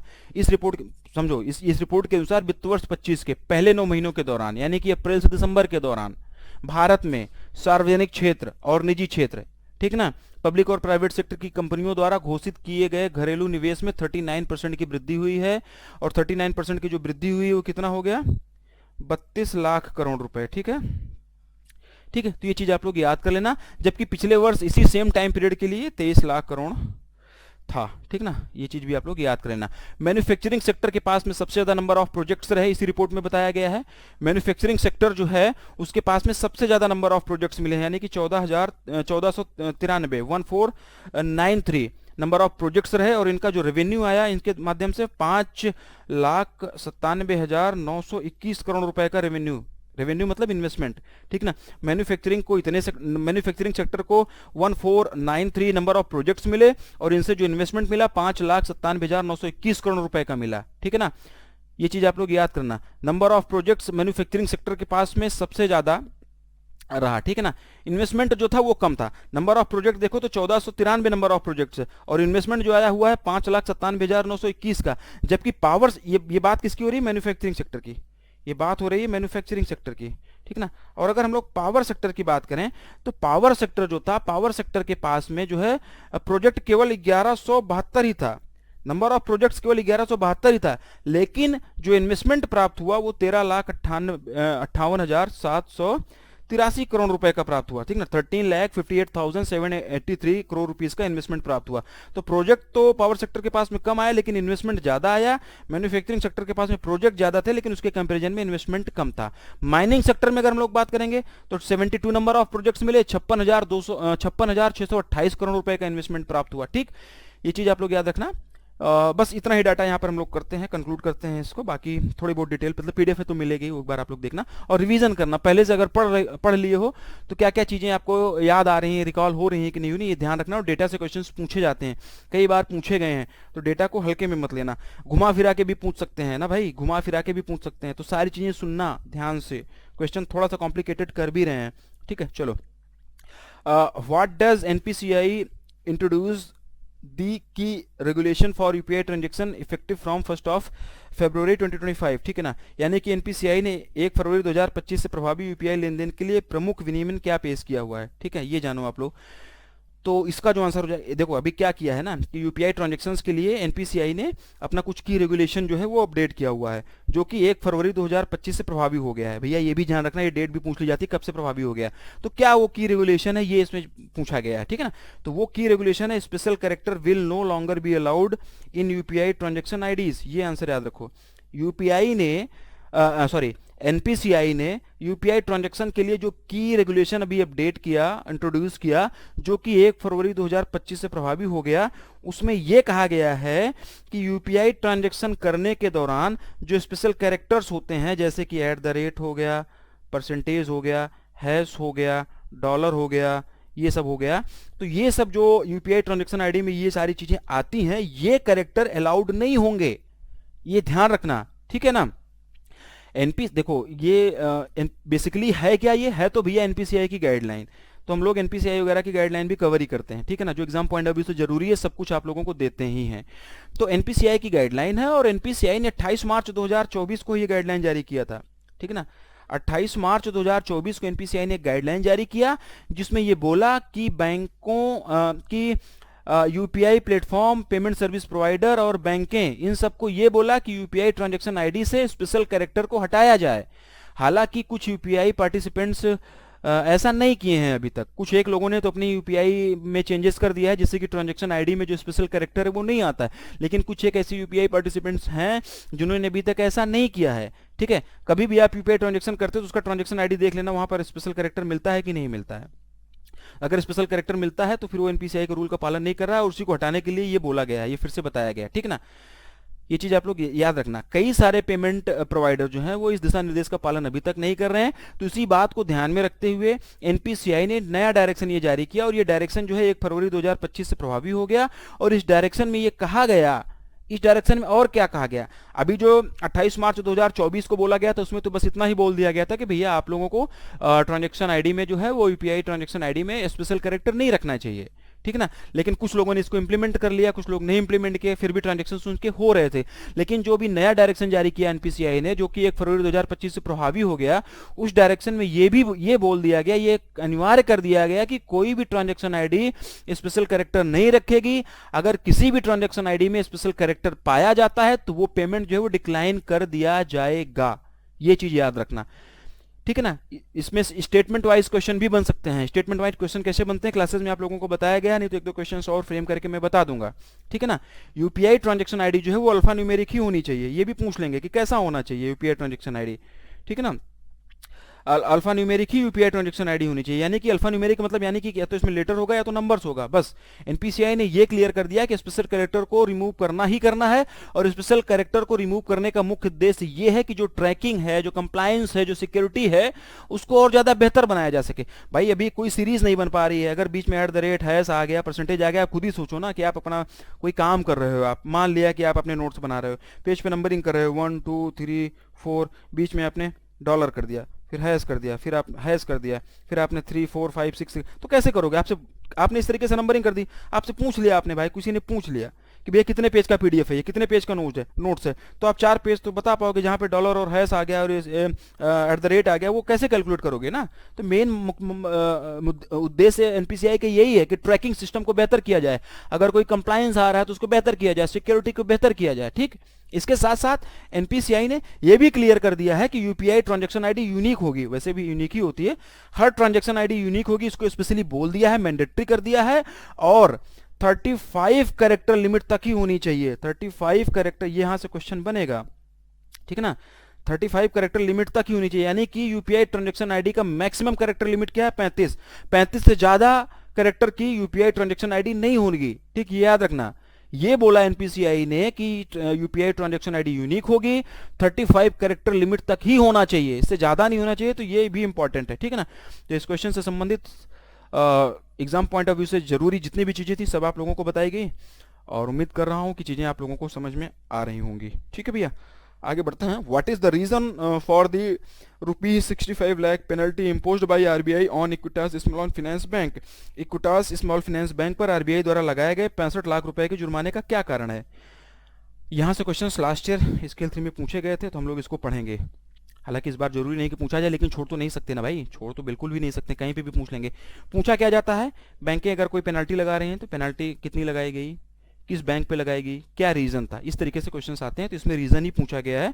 तो इसमें जो रीजन है क्या है, non compliance with direction on foreclosure charges and agriculture loans, ठीक है ना।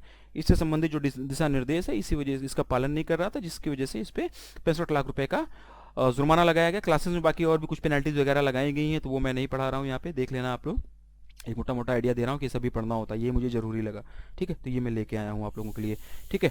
अगला क्या है, as per the RBI payment system report December 2024 how many digital transactions were done in 2013, ठीक है ना।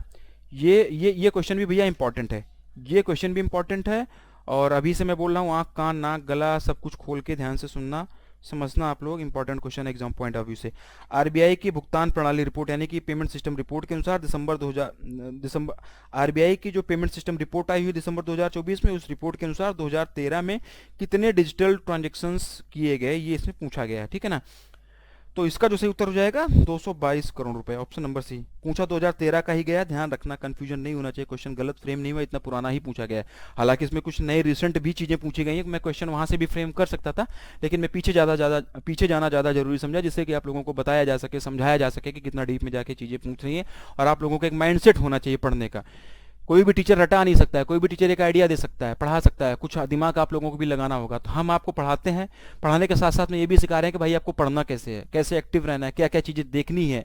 सिर्फ ऐसा नहीं आए बाँच के चले गए, ऐसा नहीं है। जो चीज़ें हैं, जिस तरीके से आपको पढ़ना चाहिए, जो चीज़ें नोटिस करनी चाहिए किसी भी क्वेश्चन में, वो सब भी हम लोग बताते रहते हैं। तो इसी बात को ध्यान में रखते हुए 2013 ये हमने पूछा हुआ है। इसका जो सही उत्तर हो जाएगा 222 करोड़, ठीक है ना। ये क्या है, नंबर ऑफ डिजिटल ट्रांजेक्शन है, रुपीज़ नहीं है, ठीक है ना। ये क्या है, नंबर ऑफ डिजिटल ट्रांजेक्शन है ये, ठीक है ना। कहीं कोई कंफ्यूजन नहीं होना चाहिए आप लोगों को, ठीक है।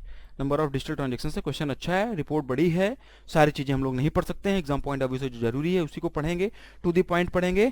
आरबीआई की पेमेंट सिस्टम रिपोर्ट है, ये बाई एनुअल रिपोर्ट है। डायरेक्ट क्वेश्चन यहाँ से पूछ लिया जाएगा कि ये एनुअली पब्लिश की जाती है, कि बाई एनुअल है, कि क्वार्टरली बेसिस पर आती है, कि 2 साल में एक बार आती है, कि 5 साल में एक बार आती है, कि हर महीने एक बार आती है। ये सब चीज़ें मतलब इस तरीके से भी पूछा जा सकता है, तो ये भी जान लें, बाई एनुअल रिपोर्ट है ये, ठीक है ना। इस रिपोर्ट में पिछले 5 सालों के दौरान पेमेंट एंड जो भी पेमेंट्स वगैरह हुई हैं उसकी क्या प्रोग्रेस रही, उन सारी चीज़ों के बारे में बताया गया है, ठीक है ना। सबसे पहले हम लोग बात कर लेते हैं क्या, सबसे पहले हम लोग बात करेंगे डेबिट कार्ड और क्रेडिट कार्ड, ठीक है ना। डेबिट कार्ड और क्रेडिट कार्ड के में क्या क्या ग्रोथ हुई है, इसके बारे में क्या डेटा इसमें दिया गया है वो जान लेते हैं। तो पिछले 5 सालों के दौरान क्रेडिट कार्ड का जो सर्कुलेशन है वो डबल से भी ज़्यादा हो गया है। मतलब पिछले 5 सालों के दौरान में दुगने से भी ज़्यादा लोगों को क्रेडिट कार्ड दिया गया है, ठीक है ना। 5 सालों के दौरान क्या है, यानी कि दिसंबर 2019 में हम लोग बात करें तो दिसंबर 2019 में 5.53 करोड़ जो है क्रेडिट कार्ड हुआ करते थे, ठीक है ना। जबकि दिसंबर 2024 में ये दुगना हो गया, दुगने से ज़्यादा हो गया, यानी कि 10.80 करोड़ क्रेडिट कार्ड हो चुके हैं इतने लोगों के पास में। डेबिट कार्ड सर्कुलेशन में भी ग्रोथ हुई है, लेकिन ज़्यादा देखने को नहीं मिली हुई है। दिसंबर 2019 में जो डेबिट कार्ड थे वो 80.53 करोड़ थे, जबकि दिसंबर 2024 में ये 99.09 करोड़ हो गए हैं। इसमें ज़्यादा नहीं हुआ है, ठीक है ना, इसमें ज़्यादा ग्रोथ नहीं हुई है। डिजिटल पेमेंट की अगर हम लोग बात करते हैं तो 2000 जो इस क्वेश्चन में ही पूछा गया उसी से शुरुआत कर ले रहे हैं। 2013 में 222 करोड़ डिजिटल ट्रांजेक्शन्स हुआ, ठीक है ना। एक बार मैं स्क्रीन क्लियर करता हूँ, कुछ मुझे चीज़ें लिखनी है तो समझो आप लोग, ठीक है ना। डिजिटल ट्रांजेक्शन की अगर हम लोग बात करें 2013 में टोटल 222 करोड़, ये क्या है, नंबर ऑफ ट्रांजेक्शन है, नंबर ऑफ ट्रांजेक्शन हुआ। इसकी वैल्यू की अगर हम लोग बात करें तो वैल्यू कितना था, 772 लाख करोड़ रुपए, ठीक है ना। ट्रांजेक्शन्स और वैल्यू में आप लोग समझ रहे होंगे, नंबर ऑफ ट्रांजेक्शन और वैल्यू का डिफरेंस आप लोग समझ रहे होंगे, ये आइडिया दे रहा हूँ। जैसे एक ट्रांजेक्शन मैंने किया 50 रुपए का, दूसरा ट्रांजेक्शन मैंने किया 200 रुपए का, तो टोटल ट्रांजेक्शन हमारा कितना हो गया, 2, वैल्यू कितनी हो गई 250। बस यही है, यही खेल है, ठीक है। 2013 में 222 नंबर ऑफ ट्रांजेक्शन्स किए गए, 772 लाख करोड़ रुपए का वैल्यू रहा। जबकि 2024 में 20,787 नंबर ऑफ डिजिटल ट्रांजेक्शन्स किए गए और इसकी वैल्यू जो थी 2,758 लाख करोड़ रुपए हो गई। ये चीज़ आप लोग ध्यान रखना। अब अगर ये पूछा जाए कि नंबर ऑफ ट्रांजेक्शन, यानी कि इसको हम लोग वॉल्यूम भी बोल देंगे ना, ये वॉल्यूम हो जाएगा और ये वैल्यू हो जाएगी, ठीक है ना। अगर ये पूछा जाए कि वॉल्यूम में कितनी प्रतिशत की वृद्धि हुई तो देखो ये 222 से 20,000 पहुंच गया, तो लगभग 94% का वृद्धि हो गई इसमें। ये 772 से 2,000 पहुंच गया तो लगभग 3 गुना 3.5 टाइम्स का ग्रोथ इसमें हो गया। तो इस तरीके से भी क्वेश्चन पूछ सकते हैं, परसेंटेज भी पूछ सकते हैं, तो ये भी आप लोग याद रख लेना, ठीक है ना। डिजिटल पेमेंट वॉल्यूम, ये चीज़ आप मतलब ये चीज़ें आप लोग जो है याद कर लेना। रिटेल डिजिटल पेमेंट की अगर हम लोग बात करें, ठीक है ना, रिटेल डिजिटल पेमेंट की अगर हम लोग बात करें तो 2013 में 162 करोड़ ट्रांजेक्शन्स किए गए रिटेल डिजिटल पेमेंट में, जबकि 2024 में 16,416 करोड़ ट्रांजेक्शन्स किए गए, ठीक है ना। लगभग 100% का इंक्रीमेंट हो गया भाई इसमें, ठीक है ना, वृद्धि हो गई। डिजिटल पेमेंट इंडेक्स में भी 4 गुना से भी ज़्यादा की वृद्धि हुई है, ये भी इंपॉर्टेंट है, ये भी इंपॉर्टेंट है। DPI जिसको हम लोग बोलते हैं, डिजिटल पेमेंट इंडेक्स में भी लगभग 4 टाइम्स से ज़्यादा की वृद्धि हुई है पिछले 6 ईयर्स के दौरान, पिछले 6 सालों के दौरान, ठीक है। मार्च 2024 में 445.50 था ये digital payment index. Digital payment index का अगर हम लोग बेस ईयर की बात करें तो 2018 इसका बेस ईयर था, बेस ईयर में इसकी वैल्यू 100% थी। डिजिटल पेमेंट की ग्रोथ जो हुई इसमें यूपीआई का बहुत बड़ा रोल है, ये आप लोग जानते हैं। यूपीआई के माध्यम से लगातार जो है बहुत सारे ट्रांजेक्शन्स हो रहे हैं और आप लोग देखते होंगे ना कि मंथली वाइज रिपोर्ट आने लगी हुई है कि कितना यूपीआई ट्रांजेक्शन किया गया, कितना यूपीआई ट्रांजेक्शन किया गया। हर महीने यूपीआई ट्रांजेक्शन जो है अपना पिछला रिकॉर्ड तोड़ रहा है, ठीक है।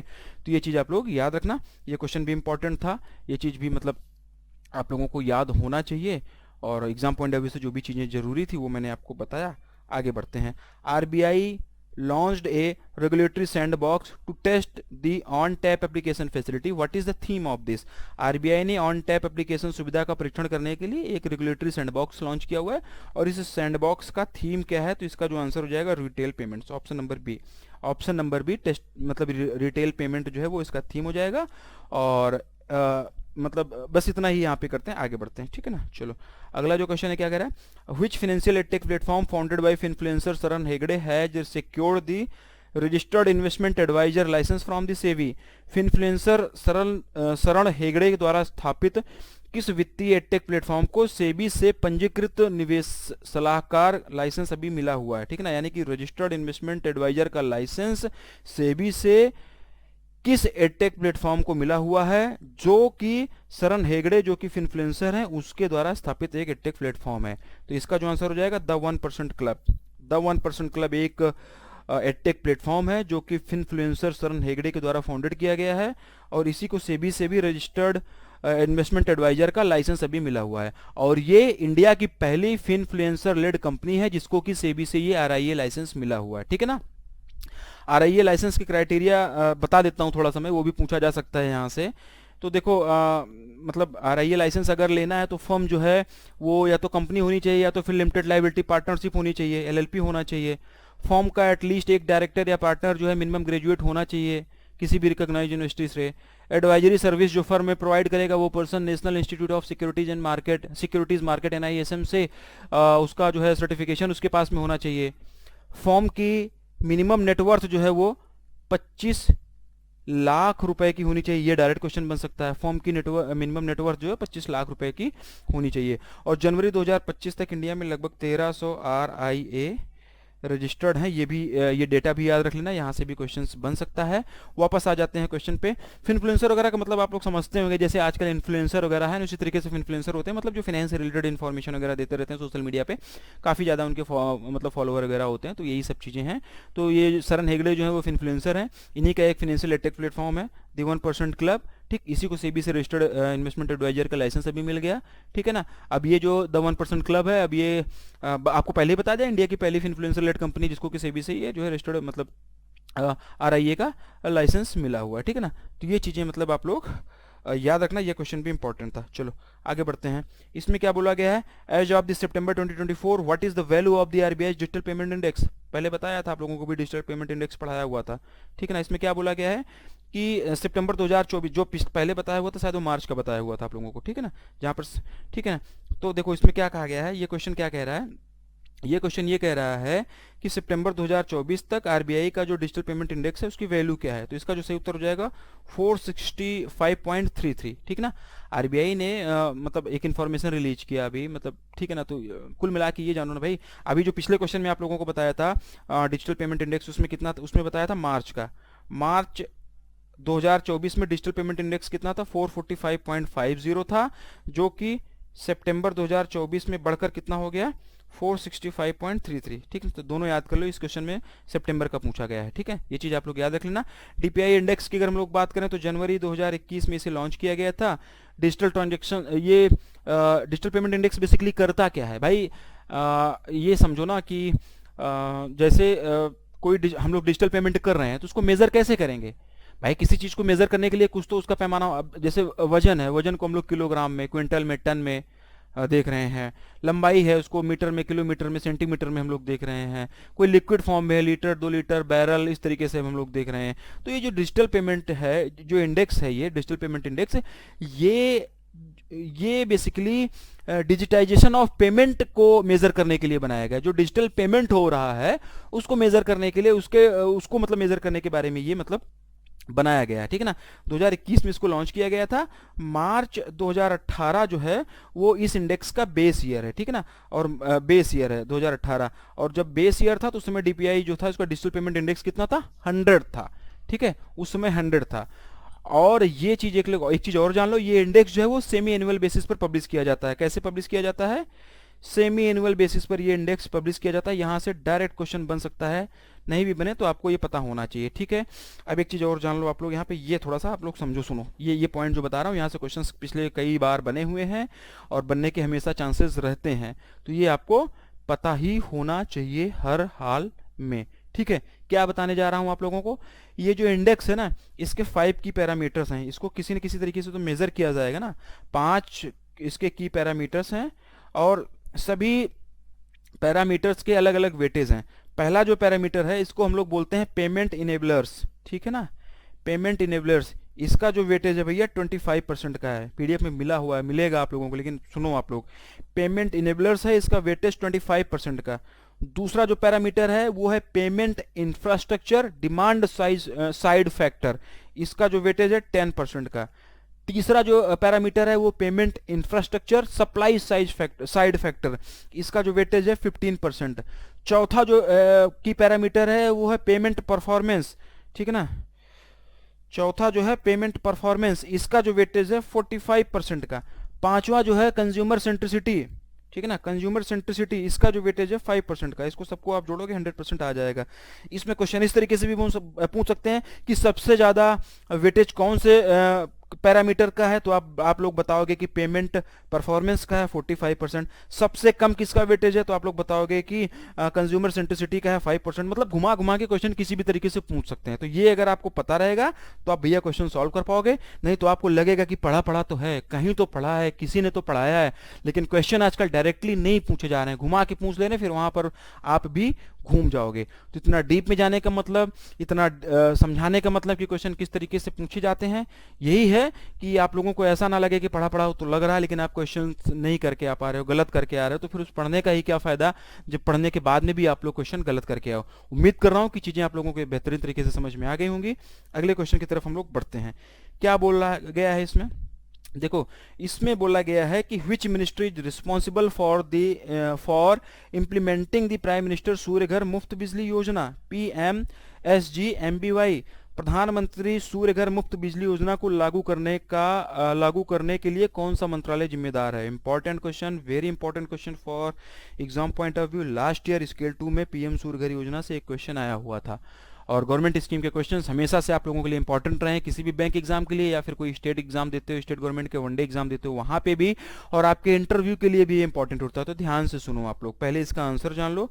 Ministry of new and renewable energy, ये जो है ये रिस्पॉन्सिबल है PM सूर्य घर मुफ्त बिजली योजना के इंप्लीमेंटेशन के लिए। तो ये चीज आप लोग याद रखना, ठीक है। डिटेल में थोड़ा सा हम लोग पढ़ेंगे, अच्छे से हम लोग इसको पढ़ेंगे, ठीक है ना।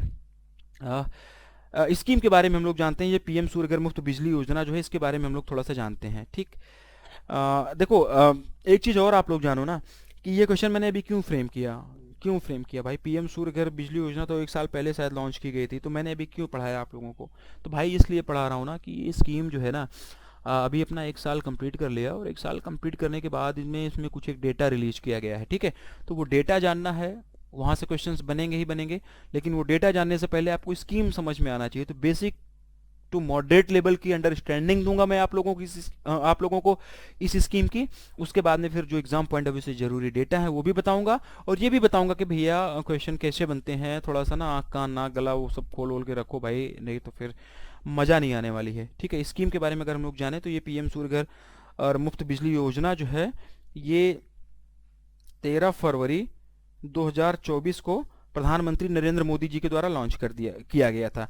और ये जो स्कीम है इसका मेन उद्देश्य क्या है, क्या करने के लिए ये स्कीम लॉन्च की गई है? तो जो अपना हमारे घर होते हैं, घरों के छत के ऊपर सोलर पैनल को लगाना और उसके माध्यम से फ्री इलेक्ट्रिसिटी प्रोवाइड कराना 300 यूनिट पर मंथ तक की, इसके लिए इसको जो है लॉन्च किया गया है।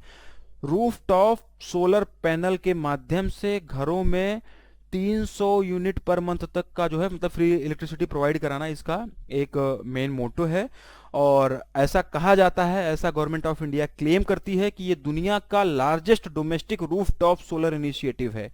और इस स्कीम का जो लक्ष्य है, ये याद रखो, ये सुनो आप लोग, इस स्कीम का जो लक्ष्य है 2027 तक 1 करोड़ हाउस होल्ड को सोलर पावर सप्लाई प्रोवाइड करना है, ठीक है ना।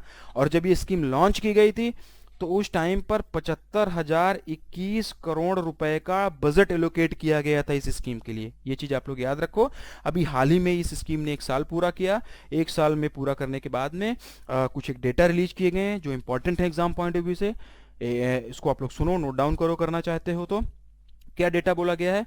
वो जो डेटा है उसमें यह बताया गया है कि 27 जनवरी 2025 तक 8.46 लाख, ठीक है ना, 8.46 लाख हाउस होल्ड को सोलर रूफटॉप इंस्टॉलेशन प्रोवाइड किया जा चुका है। इंस्टॉलेशन जो है फेज वाइज मैनर में ही इंप्लीमेंट किया जाएगा, ठीक है। तो इसके छोटे छोटे टारगेट्स भी सेट किए गए हैं। पहली चीज तो ये जान रखो कि 27 जनवरी 2024 तक 8.46 लाख हाउस होल्ड्स को सोलर रूफटॉप इंस्टॉलेशन प्रोवाइड किया जा चुका है। अब इसके छोटे छोटे टारगेट्स क्या हैं? मार्च 2025 तक का जो टारगेट था वो था कि 10 लाख हाउस होल्ड्स को सोलर रूफटॉप इंस्टॉलेशन प्रोवाइड करा देना है। आप लोग देख रहे हो ना, जनवरी एंड होते होते तक 8.5 लाख हो गया था, तो फरवरी और मार्च में ये टारगेट अचीव हो ही गया होगा। हालांकि इसका भी कोई डेटा आया नहीं है ऑफिशियल, तो आया नहीं तो मैं भी बता नहीं पाऊंगा, आएगा तो बता ही देंगे।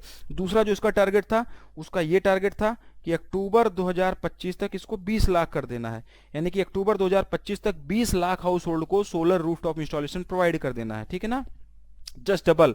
उसके बाद में मार्च 2026 तक इसका टारगेट इसका डबल कर दिया गया 40 लाख, 40 लाख हाउस होल्ड्स को सोलर रूफटॉप इंस्टॉलेशन प्रोवाइड कर देना है। और फिर आता है मार्च 2027, मार्च 2027 तक 1 करोड़ हाउस होल्ड्स को सोलर रूफटॉप इंस्टॉलेशन प्रोवाइड करा देना है। ये चीज़ आप लोग याद रख लेना, ठीक है ना।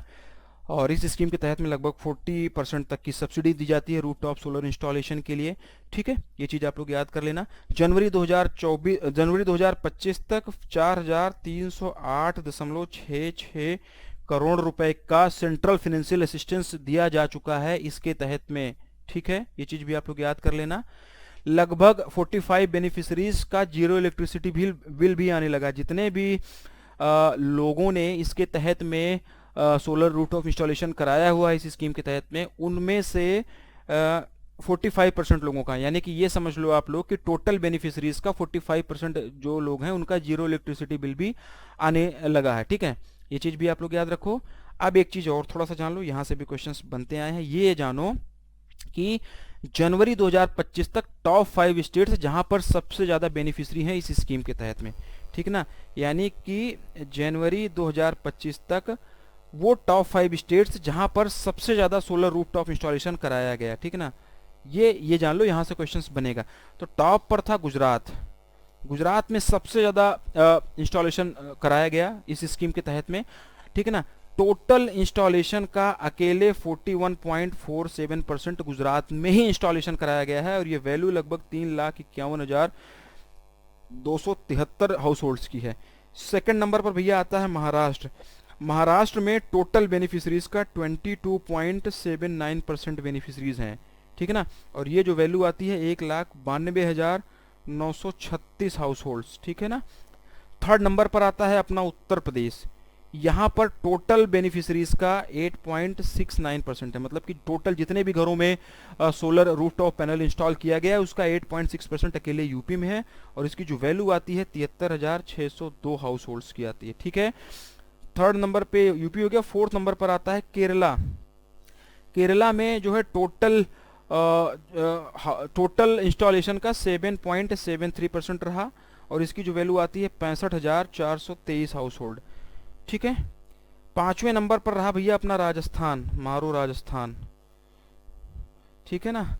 राजस्थान में 3.1% बेनिफिशरीज पाए जाते हैं, और इनकी जो वैल्यू है 26,622, ठीक है, हाउस होल्ड्स। बाकी अदर स्टेट का अगर देखोगे तो अदर स्टेट में 16.18% रहा है। तो ये जोड़ लो, ये जोड़ लो, ये जोड़ लो, ये जोड़ लो, ये जोड़ लो और ये जोड़ लो, 100% हो जाएगा। पूरा डाटा आप लोगों को दे दिया गया।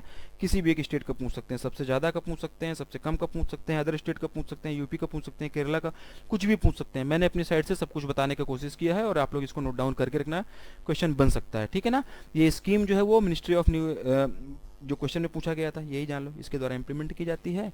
और मुझे नहीं लग रहा है कि इसमें कुछ और है अभी आप लोगों के लिए बताने के लिए, थोड़ा बहुत होगा। तो एक बार मैं ना स्लाइड्स देख लेता हूँ। हाँ ठीक है ना।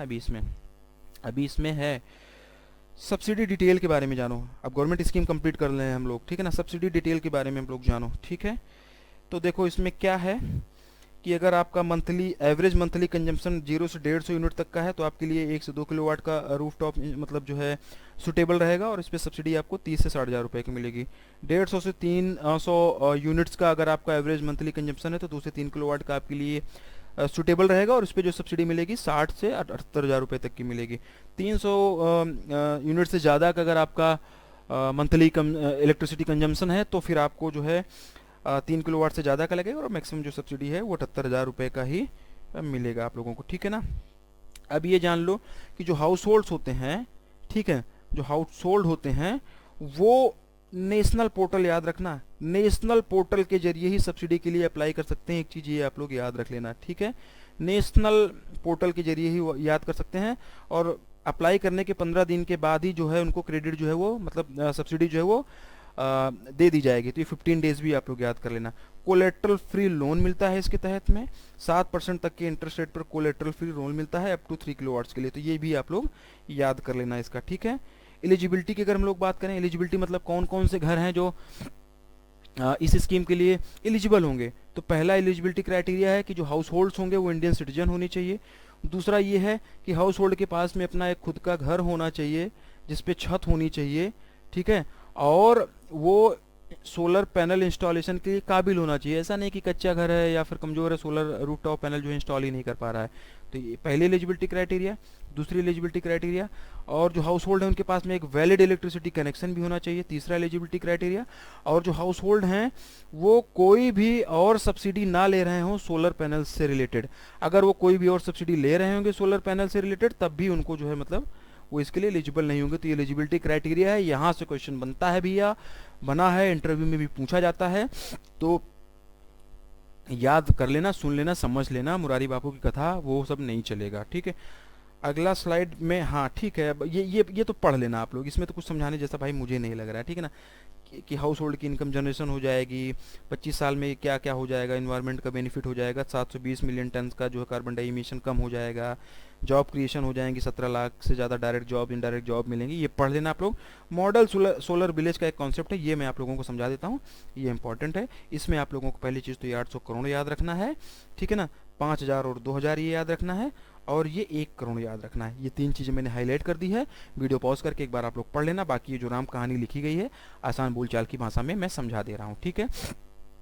देखो ये जो मॉडल सोलर विलेज है ये इसी स्कीम का एक कंपोनेंट है, और इसके तहत में होगा क्या, इसके तहत में ये होगा कि हर जिले में एक मॉडल सोलर विलेज जो है वो इस्टेब्लिश किया जाएगा।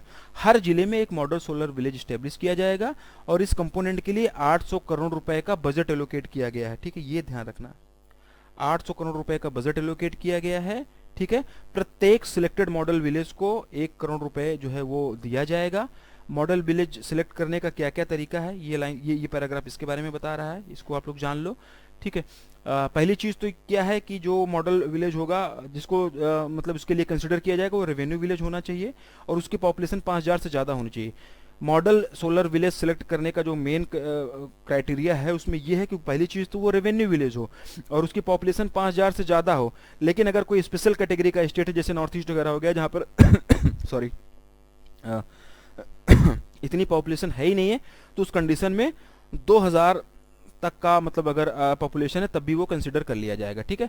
डिस्ट्रिक्ट लेवल कमेटी के द्वारा मॉडल विलेज को सिलेक्ट किया जाएगा, जिसमें ये देखा जाएगा कि 6 महीने, ठीक है, जिसमें ये चीज़ देखी जाएगी कि 6 महीने में overall distributed renewable energy capacity कितनी है, ठीक, और जिसमें ज़्यादा वादा होगी फिर उसको 1 करोड़ रुपए का फाइनेंशियल असिस्टेंस वगैरह दे दिया जाएगा। और इन मॉडल विलेज का जो सुपरविजन है वो स्टेट या यूनियन टेरिटरीज की जो रिन्यूएबल एनर्जी एजेंसीज होंगी उनके द्वारा डीएलसी के देख रेख में किया जाएगा, ठीक है। तो बस ये सारी चीज़ें थी और इसमें बहुत ज़्यादा कुछ है नहीं, जो जो चीज़ें ज़रूरी थी वो हाईलाइट कर दिया मैंने, वहाँ से क्वेश्चंस बन सकते हैं तो वो चीज़ आप लोग याद कर लेना। ये क्वेश्चन खत्म हो गया आई थिंक, हाँ ठीक है, अब इसमें कुछ नहीं बचा हुआ है। तो इस क्वेश्चन का पूरा हम लोगों ने पोस्टमार्टम किया, हर एक जरूरी चीज़ जानने की कोशिश की जो एग्जाम पॉइंट ऑफ व्यू से जरूरी है, गवर्नमेंट स्कीम भी कवर कर दिया, क्वेश्चन कैसे बन सकते हैं वो भी बता दिया, सब कुछ मैंने आप लोगों को यहाँ पे बताया है। और उम्मीद कर रहा हूँ कि इतनी शिद्दत के साथ में आप लोग चीज़ों को पढ़ रहे होगे, समझ रहे होगे, नोट्स वगैरह अपने बना रहे होगे, तभी फायदा है, अदरवाइज देख के चले जाओ कहीं फायदा नहीं मिलने वाला, कहीं से भी पढ़ो, ठीक है। What is the purpose of SEBI's MITRA initiative launch in February 2025? फरवरी 2025 में लॉन्च की गई सेबी की मित्रा पहल का उद्देश्य क्या है ये जान लो आप लोग। इसका जो आंसर हो जाएगा option number B, to help investors track inactive mutual fund folios, ठीक है। सेबी ने भी हाल ही में एक मित्रा इनिशिएटिव लॉन्च किया हुआ है फरवरी 2025 में, और इस मित्रा इनिशिएटिव का मेन जो उद्देश्य है, मुख्य उद्देश्य इसका ये है कि जो इन्वेस्टर्स हैं उनका जो इनएक्टिव म्यूचुअल फंड फोलियो है उसको जो है ट्रैक करना, इन्वेस्टर्स का इनएक्टिव म्यूचुअल फंड फोलियोज को ट्रैक करना है। मित्रा का यहाँ पे जिक्र हो रहा है, फुल फॉर्म पूछा जाता है, कई बार पूछा गया था, अभी बीओबी का कुछ एग्जाम हुआ था शायद, लेटरल एंट्री का था, क्या था वो, शायद एमएसएमईज वाला कुछ ऐसा था, उसमें एक क्वेश्चन पूछा गया था, मुझे याद आ रहा है, मेरे पास में जो भी मेमोरी बेस्ड क्वेश्चंस आए हुए थे वहाँ पे मैंने देखा हुआ था। तो मैं बार बार बोलता हूँ कि कहीं से घुमा के कुछ भी पूछ लेंगे तो कोई कमी छोड़नी नहीं है, मैं तो फिलहाल अपने एंड से नहीं छोड़ता हूँ, यही कोशिश रहती है। तो मित्रा का जो फुल फॉर्म हो जाएगा mutual fund investment tracing and retrieval assets, ठीक है, पीडीएफ में मिलेगा। अब पूछ लेगा एम का क्या मतलब है, आई का क्या मतलब है, टी का क्या मतलब है, आर का क्या मतलब है, ए का क्या मतलब है, तो ये आप लोग देखना, ये चीज आप लोग देखना, ठीक है। बेसिकली मित्रा एक डिजिटल प्लेटफॉर्म है इनएक्टिव या अनक्लेम्ड म्यूचुअल फंड फोलियोज को ट्रेस करने और रिक्लेम करने के लिए ये काम में आएगा, ठीक है। अब ये जान लो भैया कि मित्रा का क्रिएट करने का जरूरत क्या पड़ी, ठीक है ना। आप अच्छा एक चीज, अगर आप लोग थोड़ा सा सीरियसली पढ़ रहे होगे और बैंकिंग 1-2 साल से पढ़ रहे हो और अगर मान लो सिलेक्शन नहीं हुआ है तो ये चीज़ आप लोगों को भैया पता होगा कि आरबीआई ने भी इसी तरीके का कोई एक पोर्टल लॉन्च किया था क्या, अनक्लेम डिपॉजिट वगैरह लॉन्च कर जानने के लिए, किया था कि नहीं किया था, और किया था तो कब किया था क्या क्या उसका हिसाब किताब है, उस पोर्टल का क्या नाम है, कुछ एक चीज़ें है ना, आप लोग थोड़ा सा अगर वीडियो पे देख रहे हो कुछ याद आ रहा है ना तो मुझे कमेंट करके बता देना, मैं भी तो थोड़ा देख लूँ ना कि क्या है आप लोगों का, मतलब चीज़ें याद रह रही हैं कि नहीं रह रही हैं। अगर वो याद है तो ये वो क्वेश्चन समझे थे, वो चीज़ें याद हैं तो ये क्वेश्चन समझ जाओगे, उसी से मिलता जुलता उसी टाइप का है, बहुत अच्छे से समझ में आ जाएगा। पहले जान लो भैया वही कि मित्रा का हमारा ज़रूरत क्या पड़ा क्रिएट करने का, ठीक है ना। तो थोड़ा सा आसान करते हैं, पुराने समय में चलते हैं। पहले जो होता था म्यूचुअल फंड डिजिटल नहीं होता था, पहले तो पेपर बेस्ड होता था। भाई हमने कोई म्यूचुअल फंड लिया, उसका पेपर वगैरह हमें मिल जाता था, फंड होल्डर्स को जो है उसका पेपर दे दिया जाता था। फिर बाद में कुछ दिक्कतें आई जाने लगी तो फिर उनकी केवाईसी वगैरह कराई जाने लगी, ठीक है ना। केवाईसी वगैरह कुछ टाइम तक चली, फिर उसके बाद में केवाईसी के साथ साथ में कुछ एसेट मैनेजमेंट कंपनी जैसी आई जिन्होंने कि म्यूचुअल फंड को डिजिटली डिस्ट्रीब्यूट करने लगे। पहले म्यूचुअल फंड मैनुअली होता था, पहले म्यूचुअल फंड पेपर बेस्ड होता था, फिर उनकी केवाईसी कराई जाने लगी। फिर कुछ एएमसी जैसे आई जो म्यूचुअल फंड को पेपर से हटाकर डिजिटली डिस्ट्रीब्यूट करने लगी। तो इसके कारण बहुत सारे इन्वेस्टर ऐसे हो गए जो अपने रिकॉर्ड को डिजिटल नहीं कर पाए, या फिर वो अपने म्यूचुअल फंड इन्वेस्टमेंट को ट्रैक ही नहीं कर पा रहे हैं। बहुत सारे म्यूचुअल फंड तो ऐसे हो गए हैं जो 10 साल से ज़्यादा पुराने समय से तो मैच्योर हो चुके हैं, या उससे ज़्यादा का उनका हो गया, लेकिन वो क्लेम ही नहीं कर पा रहे, उनको पता ही नहीं है। इस तरीके की प्रॉब्लम्स आने लगी। तो इन सब प्रॉब्लम्स को निपटाने के लिए, इन सब प्रॉब्लम को टैकल करने के लिए सेबी ने ये मित्रा इनिशिएटिव लॉन्च किया है। और अभी ये जो लॉन्च किया गया है 2 महीनों के ही लिए लॉन्च किया गया है, बीटा वर्जन इसका लॉन्च किया गया है। बीटा वर्जन का मतलब ट्रायल पर है। इसके बाद में अगर इसमें कुछ चैलेंजेस आएगा तो इसको फिर से चेंज करके, सही करके, सुधार करके फुल फ्लेज तरीके से इसको लॉन्च कर दिया जाएगा, ठीक है। 2 क्वालिफाइड रजिस्ट्रार, ये जानो ना कि ये चीज मतलब समझो कि ये जो मित्रा इनिशिएटिव है, मित्रा जो ये प्लेटफॉर्म है, इसको 2 qualified registered and transfer agents के द्वारा इसको होस्ट किया जा रहा है। पहला है CAMS यानी कि कंप्यूटर एज मैनेजमेंट सर्विसेज, दूसरा है केफिन टेक्नोलॉजीज। ये 2 qualified registrar and transfer agents हैं जिनके द्वारा इस मित्रा प्लेटफॉर्म को जो है वो मैनेज किया जा रहा है, ठीक है ना, जिनके द्वारा इसको होस्ट किया जा रहा है, ठीक, इन्हीं दोनों के द्वारा ये होस्ट किया जा रहा है। और ये दोनों AMCs के लिए एजेंट के रूप में काम करेंगे, ठीक। और सेबी ने प्रॉपर इसका सर्कुलर जारी करके ये सारी चीजें बताई हुई थी, तो ये होपफुली ये भी आपको समझ में आ गया होगा। आगे अगर हम लोग बढ़े तो अगला क्वेश्चन देखो क्या कह रहा है। अगला क्वेश्चन ये कह रहा है कि from which date NPCI's new rule on automatic acceptance और rejection of chargeback in UPI transactions come into effect. ये क्वेश्चन भी भैया इंपॉर्टेंट है, ये क्वेश्चन भी इंपॉर्टेंट है। UPI लेनदेन में चार्ज बैक की स्वचालित स्वीकृति या अस्वीकृति पर NPCI का नया नियम किस तारीख से लागू होगा, ये इस क्वेश्चन का हिंदी में मतलब है, ठीक है। और इसका जो सही उत्तर हो जाएगा, इसका सही उत्तर हो जाएगा ऑप्शन नंबर है 15 फरवरी 2025। 15 फरवरी 2025। यहां पर एक टर्म यूज हो रहा है चार्ज बैक। चार्ज बैक के बारे में हम लोग जान लेते हैं थोड़ा सा, वैसे तो पता होगा, नहीं पता तो बताता हूं। जैसे मान लो ना कि आप लोग देखे होंगे कि कल ही की न्यूज़ थी, कल मैं पढ़ रहा था तो कल न्यूज़ आई हुई थी कि UPI सर्वर डाउन हो गया था, और उसी टाइम पे मैंने क्या घर पे कुछ ब्लिंकिट से कुछ ऑर्डर किया हुआ था, तो वो ब्लिंकिट वाला आया भाई। अब उसको मुझे पेमेंट करना था, मैं 3-4 बार पेमेंट कर रहा था, बार बार जा ही नहीं रहा था। और होता क्या है कि अगर आप UPI ट्रांजेक्शन जो है, पेमेंट जो है वो इनिशिएट कर दिए, तो फिर देखो ऐसा सर्कल सा गोल गोल सा घूमने लगता है, और वहाँ पे लिख के आ जाता है कि आपको ये तो क्लोज नहीं करना और बैक नहीं जाना है। नहीं तो फिर क्या होगा कि कई बार ट्रांजेक्शन हो जाते हैं और फिर मतलब उसको हमारे अकाउंट से कट गया लेकिन उसके पास में जाता नहीं, तो इस तरीके के क्लैसेस आते हैं। और मेरे साथ में भी यही हुआ, मैं 2-3 बैंक अकाउंट से ट्राई किया, एक मतलब मेरा किसी बार मुझे सक्सेसफुली नहीं दिखाया, लेकिन जब मैं बैंक अकाउंट बदल के किया तो उसके पास में आ गया, जो हमारा जिसको पेमेंट करना था उसको पेमेंट मिल गई, लेकिन मेरे में डिडक्ट का ऑप्शन नहीं दिखा रहा था, उसके पास में मैसेज आ गया, और मेरे पास में 3-4 घंटे के बाद में मैसेज आया कि वो पेमेंट डिडक्ट हुआ था। तो ये इस तरीके से क्या होता है ना कि गलतियां हो जाती हैं, टेक्निकल एरर आ जाते हैं, कई बार फ्रॉड हो जाते हैं, गलती से कहीं किसी को ट्रांजेक्शन कर दिए जाते हैं, गलती से किसी को 2 बार हम लोग पेमेंट कर देते हैं। जैसे मैंने 3 पेमेंट उसको किया था, बाद में तीनों क्लियर हो जाती तो मेरा डिस्प्यूट हो जाता कि नहीं हो जाता उससे, ठीक है ना।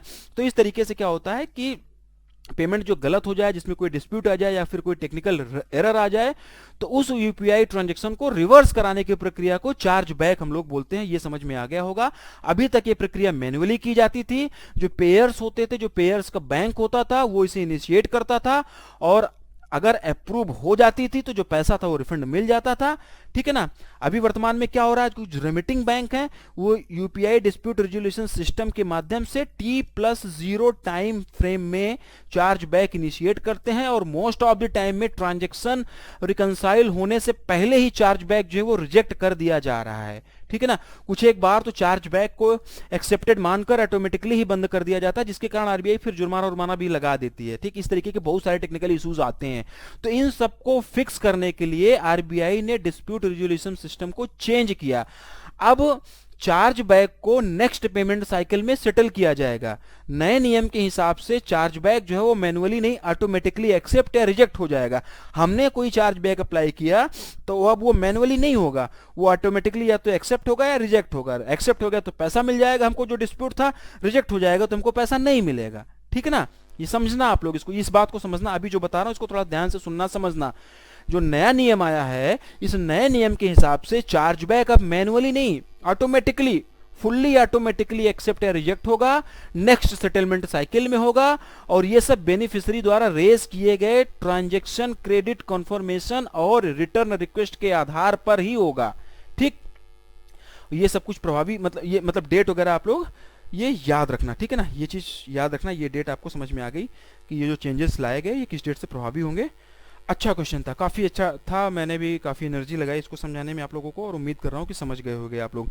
How much penalty has the reserve bank of India imposed on the Nainital bank for non compliance with the direction on interest rate on advances and customer services in bank. इसी तरीके का ये क्वेश्चन मैंने पहले भी स्टार्टिंग में ही कराया था, क्योंकि कई सारी बैंकों पे पेनल्टीज वगैरह लगी हुई थी, तो ये क्वेश्चन भी इंपॉर्टेंट बन रहा है। मैंने एक या दो क्वेश्चन पेनल्टीज का ले लिया है, तो ये आप लोग याद रखना। पेनल्टी में most of the time penalty पूछी जाती है, रीजन पूछा जाता है, तो इसका जो आंसर हो जाएगा 61.4 लाख रुपीज़। बस इतना ही पढ़ना है। किस बैंक पे पेनल्टी लगाई गई? नैनीताल बैंक पर। रीजन क्या है? रीजन क्वेश्चन में ही बता दिया गया, तो रीजन में एक्सप्लेन करने नहीं जा रहा हूँ, देख लेना आप लोग, ठीक है ना। सॉरी, अगला क्वेश्चन क्या कह रहा है?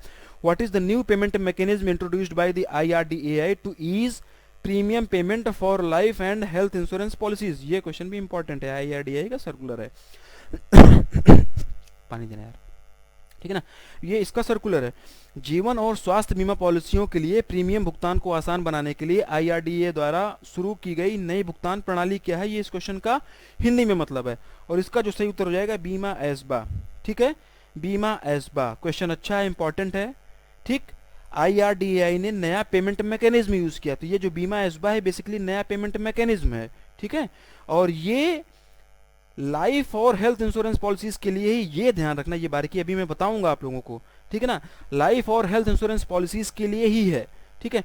अब यहाँ पे एस्बा लिखा गया, तो एस्बा का फुल फॉर्म भी जान लो, ये भी जरूरी है। Application supported by blocked amount. Application supported by blocked amount. A से एप्लीकेशन, एस से सपोर्टेड बाई, बी से ब्लॉक्ड, ए से अमाउंट। ये फुल फॉर्म है, याद रखना, यहाँ से क्वेश्चंस बनते हैं। Application supported by blocked amount. ठीक, अब बीमा एस्बा के बारे में थोड़ा सा समझते हैं कि क्या है ये बेसिकली। तो क्वेश्चन में ही बता दिया गया भैया कि न्यू पेमेंट मैकेनिज्म है ये।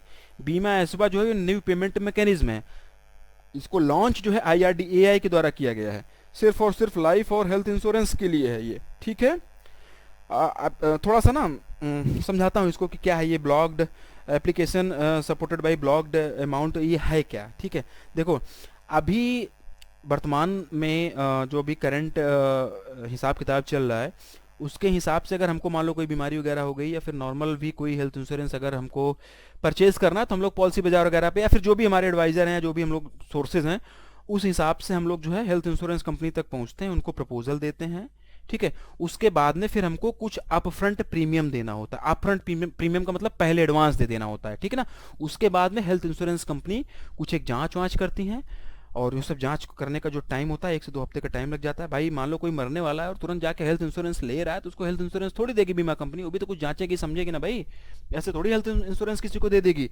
तो ये सब जो होता है, इसको सबको करने में 1 से 2 हफ्ते का टाइम लग जाता है। ठीक है, और 1 से 2 हफ्ते मतलब हमने ये सब तभी होगा जब हम अपफ्रंट पेमेंट दे दिए रहेंगे। ठीक है, ध्यान रखना, एक से 2 हफ्ते का टाइम लगेगा, अपफ्रंट प्रीमियम हम लोग दे दिए होंगे, और अपफ्रंट प्रीमियम दे दिया, 1 से 2 हफ्ते तक का टाइम लगेगा, वो जांच करेगा। जांच करने के बाद में यहाँ पे 2 सिचुएशन बन रही है। जांच करने के बाद में मान लो वो रिजेक्ट कर दिया, 1 से 2 हफ्ते का टाइम लिया, 1 से 2 हफ्ते टाइम लेने के बाद में बोला कि नहीं भाई आपका मेडिकल ये सब चीज़ें सही नहीं आ रही, आपको मैं हेल्थ इंश्योरेंस नहीं दे सकता हूँ, रिजेक्ट कर दिया। तो रिजेक्ट जब कर दिया, तो जो भैया पैसा हमको जो अपफ्रंट पेमेंट किया था, उसको तो हमको वापस लेना ही होगा ना। तो वो प्रक्रिया बड़ी कॉम्प्लिकेटेड है, वो प्रक्रिया बड़ी कॉम्प्लिकेटेड है, और उसको पेपर वर्क दुनिया भर का करते कराते 1 से 2 हफ्ते का टाइम और लग जाता है। तो टोटल ये मिला के चलो कि 1 से 1.5 महीने तक आप इसमें उलझे रहते हो, आपका पैसा फंसा रहता है। ठीक है, इतने सारे पेपर वर्क के लिए गुजरना होता है, पहली बात।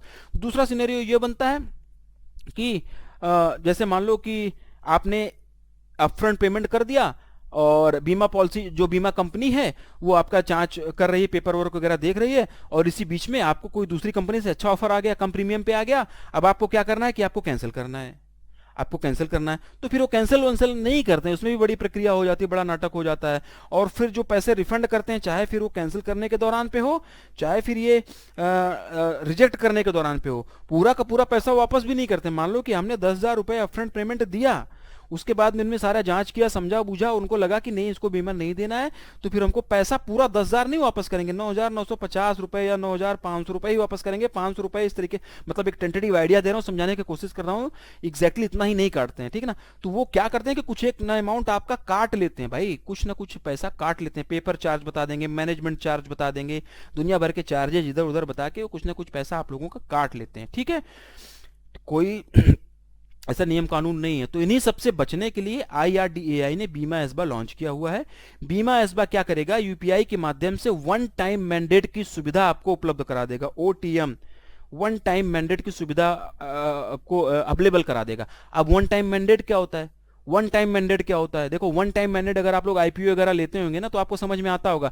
आपके पास में कोई भी ऐप होगा, जीरोधा होगा, ग्रो होगा, 5 पैसा होगा, कुछ भी, बहुत सारे हैं, ICICI का होगा, कई सारे हैं, मैं तो ग्रो का ही यूज करता हूं। तो देखो जैसे मैं कोई आईपीओ कोई भी अगर आप लोग आईपीओ ले रहे हो तो आपने कोई आईपीओ है, आपने आईपीओ बुक किया, आपने आईपीओ जैसे बुक करेंगे वहां से कंफर्मेशन मैसेज आ जाता है कि हाँ ठीक है आपका आईपीओ ये जो बुक कर लिया गया है।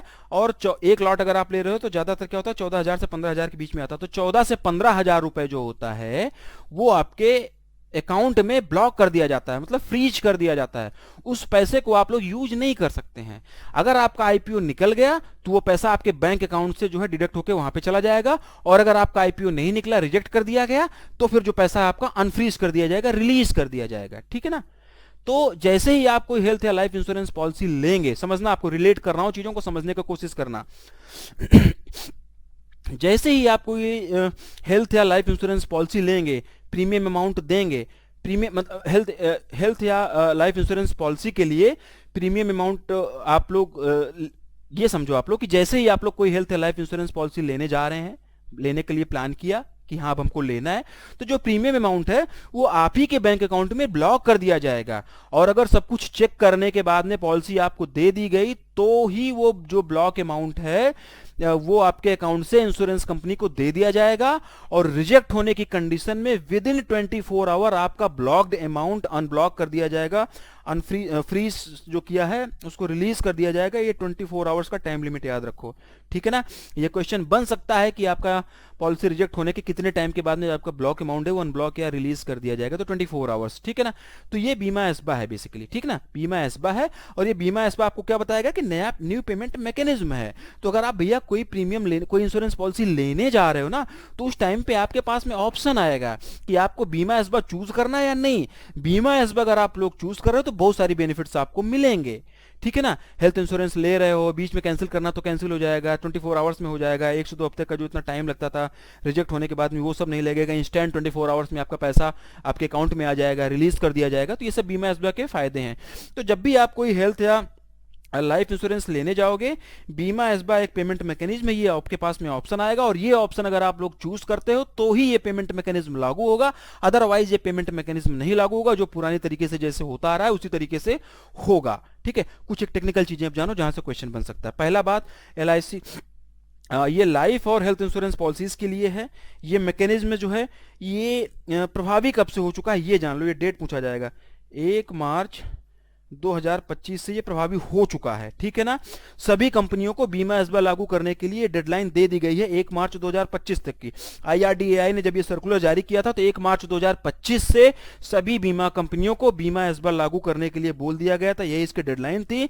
लेकिन जब मैं आज ये क्लास अभी ये रिकॉर्ड कर रहा हूँ 28 मार्च को, तब तक का डेटा, अभी मैं जब पिछली क्लासेस में इसको फरवरी में पढ़ा रहा था तो 2024-25 के आसपास में ये क्लास मैंने कराया था, तो उस टाइम तक जो है सिर्फ और सिर्फ दो ही कंपनियां ऐसी थी जिन्होंने बीमा इस बार लॉन्च किया था। एक तो था बजाज, दूसरा था आईसीआईसीआई। बाकी कुछ एक कंपनियां हैं जो कि भैया आईआरडीआई के पास में चली गई हैं कि भैया इतनी जल्दी हम इस डेडलाइन को नहीं फॉलो कर सकते हैं, फुलफिल कर सकते हैं, इतनी जल्दी हम बीमा इस बार नहीं इंप्लीमेंट कर सकते हैं, हमको कुछ एक्सटेंशन दे दिया जाए, ठीक है ना। तो वो अलग की बात है, ये चीज आप लोग याद रख लेना। तो डेडलाइन क्या है इसकी, 1 मार्च 2025। ब्लॉक्ड अमाउंट तभी डिडक्ट होगा जब प्लान एक्सेप्ट हो जाएगा। अगर आपका प्लान एक्सेप्ट हो रहा है तभी जो अमाउंट आपके अकाउंट में ब्लॉक किया गया था वो डिडक्ट हो जाएगा, और अगर एक्सेप्ट नहीं हो रहा तो विद इन 24 आवर्स वो अमाउंट जो ब्लॉक्ड अमाउंट है वो रिलीज कर दिया जाएगा। अगर आपका अमाउंट ब्लॉक है और 14 बिजनेस डेज तक, ये डेज याद रखो पहले तो, 14 डेज याद रखो भैया, 14 डेज पहले इसलिए बता दे रहा हूं क्योंकि इस पे जोर ध्यान दे दो आप लोग, बाकी कहानी समझा रहा हूं समझ ही जाओगे। अगर आपका अमाउंट ब्लॉक्ड है और 14 बिजनेस डेज तक इंश्योरेंस कंपनी ना तो एक्सेप्ट कर रही ना रिजेक्ट कर रही है प्रपोजल को, तो उस कंडीशन में ऑटोमेटिकली ये जो ब्लॉक्ड अमाउंट है इसको रिजेक्ट माना जाएगा, इसको रिलीज कर दिया जाएगा। फिर उसके बाद विद इन 24 आवर्स में ये आपके अकाउंट में रिफ्लेक्ट करने लगेगा, ठीक है ना। और अमाउंट ब्लॉक होने के बाद में अगर आप पॉलिसी कैंसिल करना चाहते हो, आपको कुछ बेटर ऑप्शन मिल गया तो वो भी कर सकते हैं, जो मैनुअली नहीं होता था, जिसमें दिक्कतें आती थी, ठीक है। तो रिफंड का पैसा भी आपको रिफंड में मतलब मिल जाएगा इजीली टाइम से, ठीक है ना भैया। तो ये क्वेश्चन बहुत अच्छा था एग्जाम पॉइंट ऑफ व्यू से, समझ में आया होगा। सारी चीजें हम लोगों ने यहाँ पे कवर करने का कोशिश किया है, उम्मीद कर रहा हूँ कि ये चीजें आप लोगों को समझ में आ गई होंगी। अगले क्वेश्चन की तरफ अगर हम लोग बढ़े तो अगला क्वेश्चन क्या कह रहा है, अगला जो क्वेश्चन है हमारा ये है कि what is the name of the mobile application launched by the RBI to provide access to economic data related to the Indian economy. भारतीय अर्थव्यवस्था से संबंधित आर्थिक डेटा तक पहुंच प्रदान करने के लिए आरबीआई द्वारा लॉन्च किए गए मोबाइल एप्लीकेशन का क्या नाम है। आरबीआई डेटा, बस वन लाइनर कर लो, याद कर लो। आरबीआई ने आरबीआई डेटा नाम से एक मोबाइल एप्लीकेशन बेसिकली अभी हाल ही में लॉन्च किया हुआ है, जिससे कि पब्लिक को इंडियन इकोनॉमी से संबंधित फाइनेंशियल डेटा वगैरह को रिलीज किया जा सके, जारी किया जा सके, देख सकें, उसका एक्सेस ये लोग ले सकें। Who is the leading high powered committee formed by the IRDAI to review the Insurance Act 1938 and suggest amendments? Question अच्छा है, important exam point of view से। बीमा अधिनियम 1938 की समीक्षा करने और संशोधनों का सुझाव देने के लिए IRDAI द्वारा गठित उच्च स्तरीय समिति का नेतृत्व कौन कर रहा है, ये इस क्वेश्चन का हिंदी में मतलब है। सही उत्तर हो जाएगा दिनेश कुमार खारा, ठीक है, दिनेश कुमार खारा इसका सही उत्तर हो जाएगा। आईआरडीआई ने एक हाई पावर्ड कमेटी का गठन किया हुआ है और ये कमेटी इंश्योरेंस एक्ट को रिव्यू करेगी और अपने अमेंडमेंट्स को सजेस्ट करेगी, ठीक है ना। तो ये कमेटी जो है बेसिकली, ये कमेटी जो 7 मेंबर्स की कमेटी है, 7 सदस्यीय कमेटी है, ठीक है। ये इंश्योरेंस एक्ट 1938 को अमेंड करेगी, उसको रिव्यू करेगी, उसके बाद में अपना रिपोर्ट सौंपेगी। बाकी 7 मेंबर कौन कौन से हैं वो पीडीएफ में दे दूंगा, ये इतना इंपॉर्टेंट नहीं है, वहां से एक बार आप लोग पढ़ लेना, क्योंकि बाकी मेंबर्स के नाम जरूरी नहीं है। कमेटी को 3 महीनों के भीतर में अपनी रिपोर्ट जो है वो सबमिट कर देनी है। उसके बाद में कमेटी का जो भी रिकमेंडेशन रहेगा उसके हिसाब से फिर जो अमेंडमेंट वगैरह करना है, जो भी चेंजेस करने हैं वो किए जाएंगे। आगे बढ़ते हैं। According to the Moody's Analytics, what is the India's projected GDP growth rate for financial year 25? Moody's Analytics के अनुसार 2025 के लिए भारत की अनुमानित जीडीपी वृद्धि क्या है? 6.4%। Option number B is the right answer. One liner करेंगे, जीडीपी से रिलेटेड एक क्वेश्चंस हर बार पूछे गए हैं, पूछे जाते हैं, इंपॉर्टेंट होते हैं, तो वो आप लोग जीडीपी का भी क्वेश्चंस वगैरह देख लेना। अगर आपका अपने में एसबीआई का एग्जाम लगा होगा तो, या भविष्य में कोई भी बैंक एग्जाम दो भैया, तो जीडीपी तो पूछे ही जाते हैं, छोड़ के नहीं जा सकते हो। What is the theme of the financial literacy week 2025 observe from the 24 February to 28 February? 24 से 28 फरवरी तक मनाए जाने वाले वित्तीय साक्षरता सप्ताह 2025 का विषय क्या है, थीम क्या है? तो इसकी जो थीम हो जाएगी financial literacy women's prosperity. Question अच्छा है, थोड़ा सा समझते हैं इसके बारे में, थोड़ा सा इसके बारे में समझने का कोशिश करते हैं। 2000 देखो, अभी आरबीआई ने फाइनेंशियल लिटरेसी वीक जो है वो सेलिब्रेट किया 24 से लेकर 28 फरवरी तक। उसका थीम ये है। 2016 से आरबीआई हर साल फाइनेंशियल लिटरेसी वीक सेलिब्रेट कर रहा है, ठीक है, अलग अलग थीम पर, ठीक। तो ये चीज़ आप लोग याद रखना, बस इतना ही यहाँ पे हम लोग करेंगे, आगे बहुत ज़्यादा इसमें कुछ है नहीं। Which international financial institutions has approved a 200 million loan for developing climate and disaster resilient sewerage and drainage infrastructure in Kolkata? किस अंतर्राष्ट्रीय वित्तीय संस्थान ने कोलकाता में जलवायु और आपदा प्रतिरोधी सीवरेज और बिजली निकासी बुनियादी ढांचे के विकास के लिए $200 मिलियन के ऋण को मंजूरी दी है? ये इस क्वेश्चन में पूछा गया है। Option number A, Asian development bank. Loan amount का क्वेश्चन है। एशियन डेवलपमेंट बैंक ने 200 मिलियन यूएसडी के लोन ग्रांट किया हुआ है। किस लिए ग्रांट किया हुआ है? कोलकाता का एक प्रोजेक्ट है, प्रोजेक्ट का क्या नाम है? Kolkata municipal corporation sustainability hygiene and resilience project के लिए ये लोन जो है ये दिया गया है। इसके तहत में लगभग 84 किलोमीटर का सीवरेज प्लांट बनाया जाएगा, सीवरेज ट्रीटमेंट प्लांट्स लगाए जाएंगे, नए डोमेस्टिक सीवरेज कनेक्शंस भी दिए जाएंगे। ठीक है, तो बस ये क्वेश्चन हम लोग यहीं पे खत्म करेंगे। जितने भी यहाँ पर ये ऑर्गेनाइजेशन दिए गए हैं, इनका सबका हेडक्वार्टर, इनका चेयरपर्सन, इनका एस्टेब्लिशमेंट ईयर, इनकी अगर कोई रिपोर्ट आती है तो अगर ये कोई जीडीपी प्रेडिक्ट करते हैं तो वो सब चीज़ें आप लोग याद करते रहना, वहाँ से क्वेश्चंस बनते हैं। क्लास आज की हम लोग खत्म करेंगे। फरवरी पूरा हम लोगों ने कंप्लीट कर लिया। फरवरी महीने में जितने भी इंपॉर्टेंट एमसीक्यूज मुझे लगे, जो बहुत ज़्यादा इंपॉर्टेंट एमसीक्यूज थे, उसको हम लोगों ने यहाँ पे कवर करने की कोशिश किया है, डीप में जाके कोशिश किया है। उम्मीद कर रहा हूँ कि सारी चीज़ें आपको समझ में आ गई होंगी। इसकी पीडीएफ ऐप पर मिल जाएगी, ऐप पर क्विजेज वगैरह भी मिलती हैं, करंट अफेयर्स भी मिलता है, बहुत सारा फ्री कंटेंट भी है, ऐप आप लोग डाउनलोड कर लीजिए, वहाँ से जाकर देख सकते हैं। किसी भी पेड कोर्स में इनरोल करना चाहते हैं तो वीडियो के नीचे डिस्क्रिप्शन में उसकी लिंक है। क्लासेस कैसी लगी आप लोग फीडबैक वगैरह देते रहिएगा, कुछ बेनिफिट्स वगैरह अगर आप लोगों को मिल रहा है तो। हमारी आपकी मुलाकात अगली क्लास में फिर से होगी। तब तक आप लोग धुआंधार तरीके से पढ़ते रहिए, स्वस्थ रहिए, मस्त रहिए, पढ़ते रहिए।